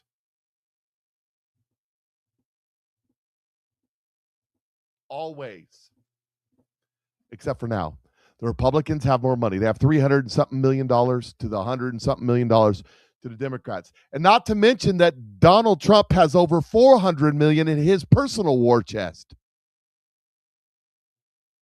So the Republicans have $800 million, give or take, for the midterm elections. And the Democrats have 100 or so million. And they got a bunch of debt. They're gonna, and here's the other thing, too. It's just like Kamala Harris showed, the Democrats don't know how to spend money. They just spend money. And, of course, you know, they bike these ad buys so that their family member could get the money, and they make millions and millions and millions and millions of dollars for themselves. But that's a whole nother story. Donald Trump whooped Kamala Harris. We're going to find out that it's true that he whooped Joe Biden, and he whooped Hillary Clinton, spending about a third in what they spent each time, because Donald Trump knows how to spend money. Donald Trump knows how to get the best bang for his buck. The only thing they know how to do is make a bunch of money for themselves through fraud.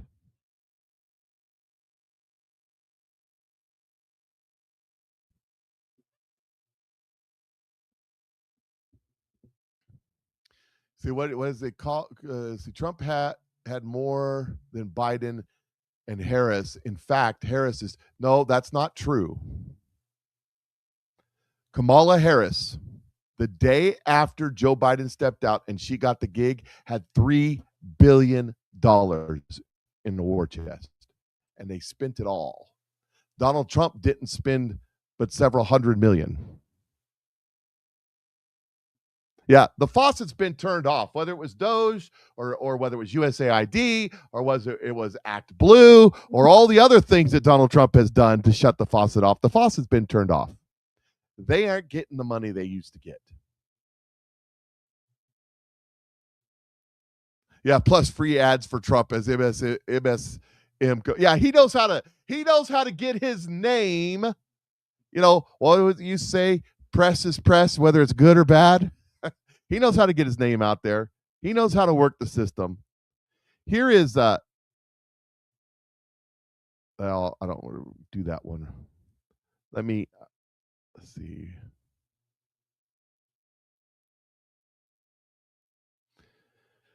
Running out of time, so I'm editing on the fly here. So here is, oh yeah, this is the one right here. The Democrats voted against the SAVE Act in Congress. 213 nay Democrats voted nay. Do you know how they vote in Congress? They got a little machine to vote in Congress. And you got to put your ID card to vote. 213 Democrats voted against IDs while using their ID to vote. 213 Democrats voted against using ID to vote.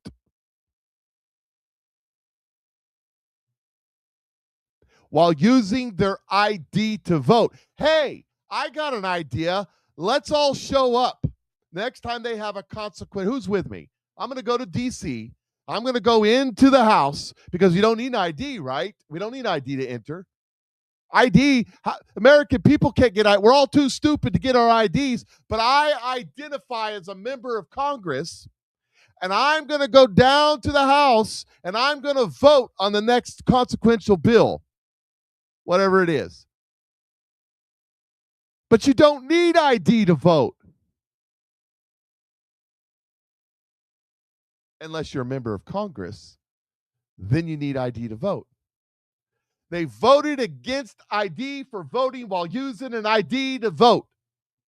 You can't make this stuff up. You just can't make this stuff up. This is so utterly, completely ridiculous. By the way, did you see that? I'm not going to play it, but did you see what happened yesterday?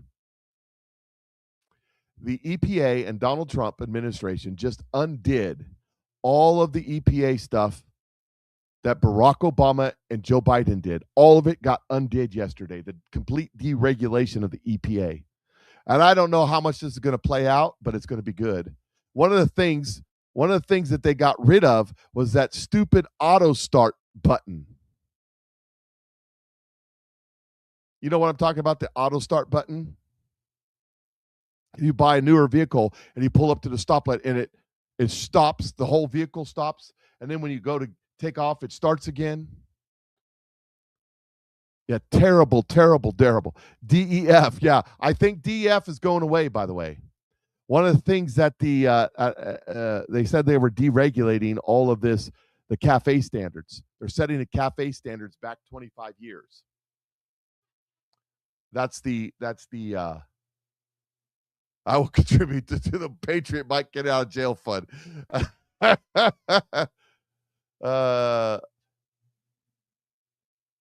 I had that. I don't know if I get to it. Cat Turd was pointing that out too. He was. I've been on the fence about Steve Bannon too for a long time. Something just in my spirit was like, it ain't right. He does cover some stuff that's pretty good, but you're like, what in the world's going on with Steve Bannon? And then it turns out that Steve Bannon and Epstein were like, they were like this. Let me see if I got that Cat Turd one. I know that Cat Turd and Steve Bannon had been fighting for a while. Here it is, right here. Here's what Cat Turd. Since you brought it up, Steve Bannon, it's Friday. Let's do it. It says, I've always been neutral on Steve Bannon, and I have too for the most part. I remember listening to Steve Bannon when they had the Breitbart radio show in the morning on the radio station here. I'd listen to the Breitbart radio show, and then it would go into Rush Limbaugh, and then it would go into Sean Hannity, and then would go into Mark Levin in the evening time.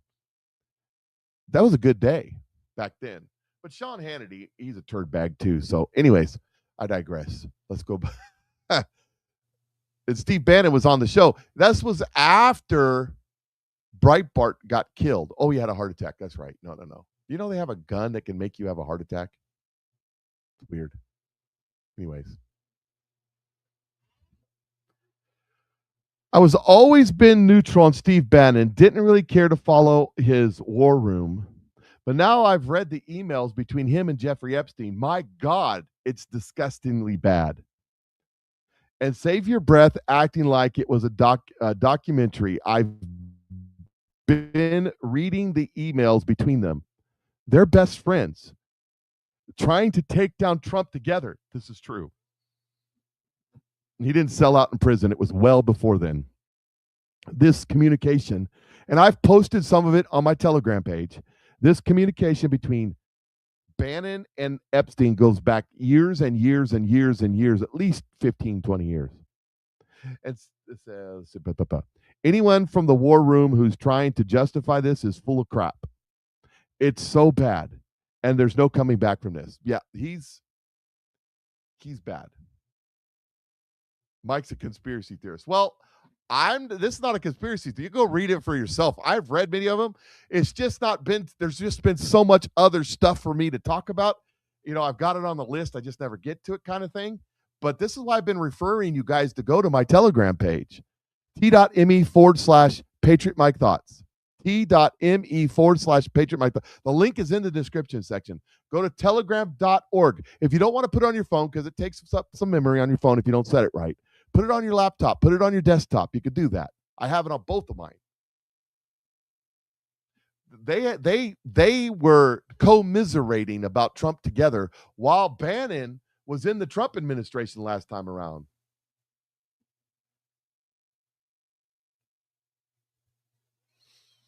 And I kind of knew there was some sketchy stuff about Bannon, also, but he had some good stuff, some good interviews, some good information that came to light. But that's the problem with these infiltrators, these Patriot mythology infiltrators, is they got in there and they sounded like mega and they acted like mega and they put mega information out. They put research out. They did the right stuff. They said the right things. And there's many of them that you all believe even to this day until they don't. And that's the problem with it. And Matt says, thank you for speaking the truth. You're one of the real ones out there. I try to be real, but there's so much information out there. There's people that I followed that gave great information. I found lots of good stuff to talk about. Legit, real stuff. Good talking points. I don't follow them anymore. Because they flipped on us. Because every other post on their channel is the Jews are evil.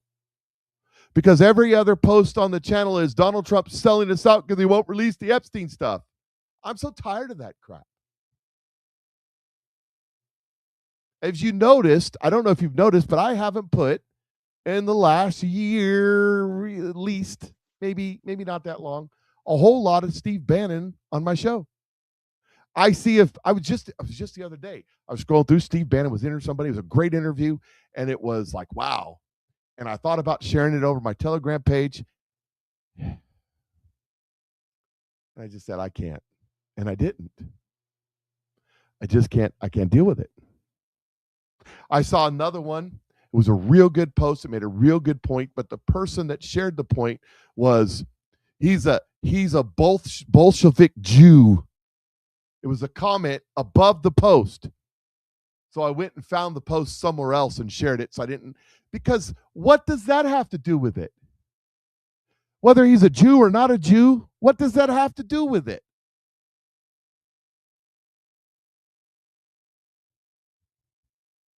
It's bigotry and racism and evil, by the way. Did y'all see the post I put on Facebook today? Waiting for not the one about Massey, which got a bunch of, or not Massey, about Donald Trump was the only one to release anything on the Epstein. I posted that too, but I said on my show. But no, I've been doing this, and I've told you about it. I take the scripture, I take out the chapter and verse and post only the scripture. And boy, does it get a reaction. This is the scripture that I posted today. It's from Zechariah. It's the second to last chapter, I think. And this is how it goes. A prophecy, a word of the Lord concerning Israel.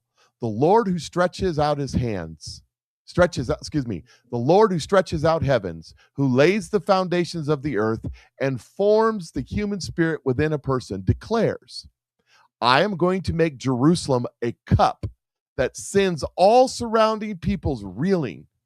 Judah will be besieged as well as Jerusalem. On that day, when all the nations of earth are gathered against her, I will make Jerusalem an immovable rock for all the nations. All who try to move it will injure themselves. On that day, I will strike every house with panic. Every horse with panic, every rider with madness, declares the Lord. I will keep a watchful eye over Judah, but I will blind all the horses of the nations. Then the clans of Judah will say in their hearts, the people of Jerusalem are strong, because the Lord Almighty is their God. And on that day, I will make the clans of Judah like a fire pot in a woodpile, like a flaming torch among the sheaves. In other words, he's going to use them to set a fire. That's how they'd say it down south. Set a fire. They will consume all the surrounding peoples right and left, but Jerusalem will remain intact in her place.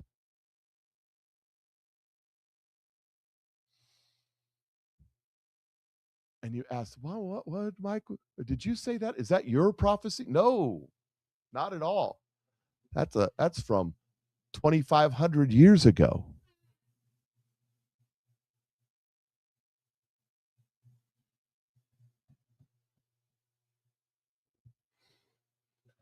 That's 2,500 years ago.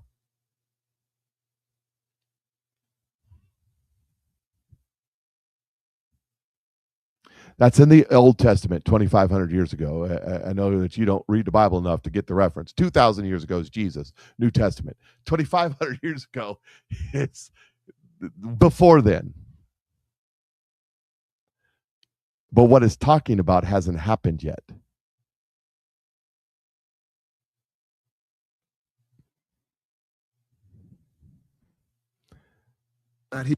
You know, these people are so evil and such hypocrite. Even the Russians have figured it out. So I don't know how to say this guy. Dmitriev, he's a special envoy for Putin, says the U.S. President Trump has been fighting the satanic wing of the liberal West. And Laura Logan says, now this is precisely what they fear. Two powerful Christian nations working together against a global satanic cult. And he's right. And she's right. And we have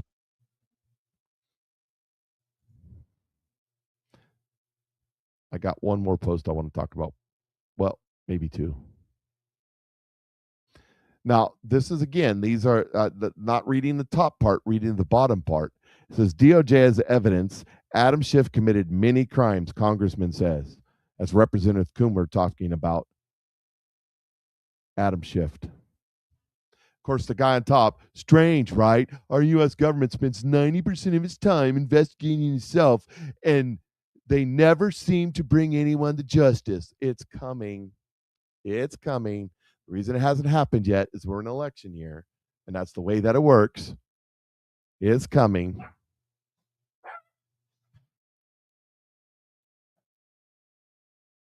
But I want to play this video of this lady. Just this is an average lady. Just an average lady hearing what these people saying, talking about exactly what Scott Jensen was saying on CNN. All the people, oh my God, you can't say that. You're calling black people stupid. You can't say that. Maybe she can. What they're trying to do here is the same thing that was done in the South for decades to prevent people of color from voting. See, this is where my righteous anger pop up, because I know what he's saying is a lie. I live in the South. I've been living in the South my whole life on the Gulf Coast. I go to vote every single time there's an election. And guess what? I show my ID. I write my signature. They check to make sure who I am. I go vote. No problems. Nobody asking me any questions. Nobody making me count the jelly beans in the jar. And quit lumping us in the people of color category. We're Black Americans. And we are citizens, and nobody is taking away our right to vote. What they are doing is they're using Black people, going back in the past, provoking emotional manipulation, because they know if they say Jim Crow or slavery, Black people are going to be like, oh my God, he's right. They're coming against us. This has nothing to do with you, Black people. Wake up. People of color he talking about is illegal migrants. They don't have IDs. That's their new voting base. But letting these people use you. I've been having an ID since I was 15 years old. I'm 50 years old. Every Black person I know has an ID. You need an ID to drive. You need an ID to go into a club. You need an ID to fly on a plane. You need an ID to go into another country. You need an ID to buy liquor. You need an ID to buy cigarettes. I don't know any Black person without an ID. Even the poorest of the poor Black people have an ID. JJ down the street that dig in the trash can that I pass by, and he always bothering me about a little bit of money. And when I feeling a little giving, I give him $5. Guess what he do? He goes straight into the liquor store and go buy him some liquor. But before he do, he present his ID. So even the homeless man got an ID. Black people, y'all can keep letting these liberals play in y'all face, but Malcolm X warned y'all about these people. They're using you. This is about getting illegal migrants to vote. They don't have an ID, so they don't want any questions whenever they walk in there. They are the Democratic Party new voting base. They are the new slave. For instance, oh wait, she's not done yet. Married and change your last name, you won't be able to show ID and you'll be discriminated against. If you can't find a birth certificate or a proper ID, you'll be discriminated against. Well, first of all, that's a lie. I've been married twice. Don't judge me. Divorced, and then he died. Now I'm remarried. Now let's get back to it. Both times I presented my birth certificate and photo ID. And then I got a marriage license. I got married. And then if I tarried on getting my name changed, guess what? If I went to vote and I didn't have the right name, all I have to do is bring my marriage license. And we know we got a birth certificate. You know why? Because I needed it to get my marriage license, dummy. Or if you didn't need it, you had to have some type of ID in order to get the marriage license. So you bring both. And they check it and they see that the marriage license is your name change. That is just if you just got married at the time of an election. Most of us women, we get married and we handle business. We go ahead and get that new social security card and that new driver's license. Black America, I'm gonna need you to wake up. Did you hear what I said? Black America. So can she say it? I don't think they think that Black people and Hispanic people and rural people and whatever people are dumb. I don't think that, other than that they think you're dumb enough to believe they're schmeal. I don't think I don't think that at all. I think they're just putting out a line for the super people over the superficial, won't go any deeper people on MS Now, MSNBC by a different name. Was it a rose by a different name? Still smells the same, something like that, like poop. One more thing. Not only are we going to get the SAVE Act, but we're going to find out that 2020 was stolen. The DOJ is on this. The FBI is on this. There's going to be people criminally prosecuted. And it's going to be Republicans, too. Like Maricopa County, Arizona. Breaking news. I've been telling you all week, keep an eye in Arizona. Keep an eye in Arizona. I think there's a Georgia-like event in Arizona, like what happened in Fulton County. I think tomorrow is a likely day. So I just want to put that on your calendar. Keep an eye tomorrow. I see Homeland Security Secretary Kristi Noem going down there. Now, why is that important? The Homeland Security Department oversees the election machines and election counting capabilities. CISA and the Homeland Security Department deal with that. The FBI Justice Department deal with criminal violations. So she's down there for a reason. And I think my reporting suggests that there'll be some sort of important election integrity event tomorrow, Maricopa County in Arizona. That'll be the second state after Georgia to have that sort of treatment. So put it on your calendar. Get it ready, and we'll have you covered here at Real America's Voice and justthenews.com. So that would be today that he's claiming it. Who knows what's going to happen? Maybe happening right now. I don't know. This is Jake Hoffman of Arizona, and this is what he posted yesterday. In contact with DHS last 72 hours. Stay tuned, America. The corrupt Maricopa County Board of Supervisors, Republicans, their elected department are in full panic. Election director seen in full day sweats today. The Board of Supervisors, past and present, are corrupt to the core. People are going to go to jail. It's finally going to come out. It's finally going to happen right before the next election. All this stuff's going to be made known. And you know, Donald Trump's come out and declared May 17th as a day that we rededicate our country back to God as it was in the beginning. It means a national day of repentance. We need to know what we're repenting of. I have said that we'll bring the God, according to Kim Clement, will bring America to its knees and humble her yet some more. And I have said that when it comes out, what has been done in our name, the United States of America, around the world, we will sit in sackcloth and ashes and cry out to a vengeful God for mercy that he might relent, which is straight from the story of Jonah. When Jonah came to the king of Nineveh and said, God said, he got off of his throne, took off his royal robes, sat in sackcloth and ashes, and gave a command that every man and beast in Nineveh should not eat anything, should fast and pray that God might have mercy. And that's exactly what we will be doing when we find out what all the things that we've been doing in this country. And that's when the self-deporting starts. And I think that we're going to find out a lot of it. Maybe not all of it, but a lot of it before May 17th. We will see. We will see. That's around Jewish holiday. I don't know how to say it. The giving of the 10 Commandments. I'm out. Yeah, it's I went and looked. It's like a week after that. That's Pentecost, is what we would call it in English. That is the 50-day mark from Passover. And you got to go for the proper day, you got to go off the Jewish calendar, the Hebrew calendar, and not the American calendar. Because it has to do with the moons, not the sun. But it's not the same day. I looked, I thought, is that day? It's very close, but it's not. So anyways, interesting. So, all right then. Thank you for joining me. It's Friday. You all know what that means, right? That means turn it off. It's beautiful out. It's 52 degrees out right now. Go out and do some stuff outside. Maybe not it is where you're at. And if you're down there in South Florida, I don't want to hear it. But anyways, take your day off. Turn it all off.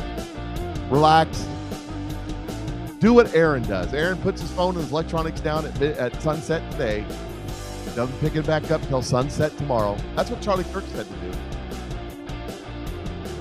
Take a day off. Take a break. I'll be here Monday. We'll talk about it. Patriot Mike is out.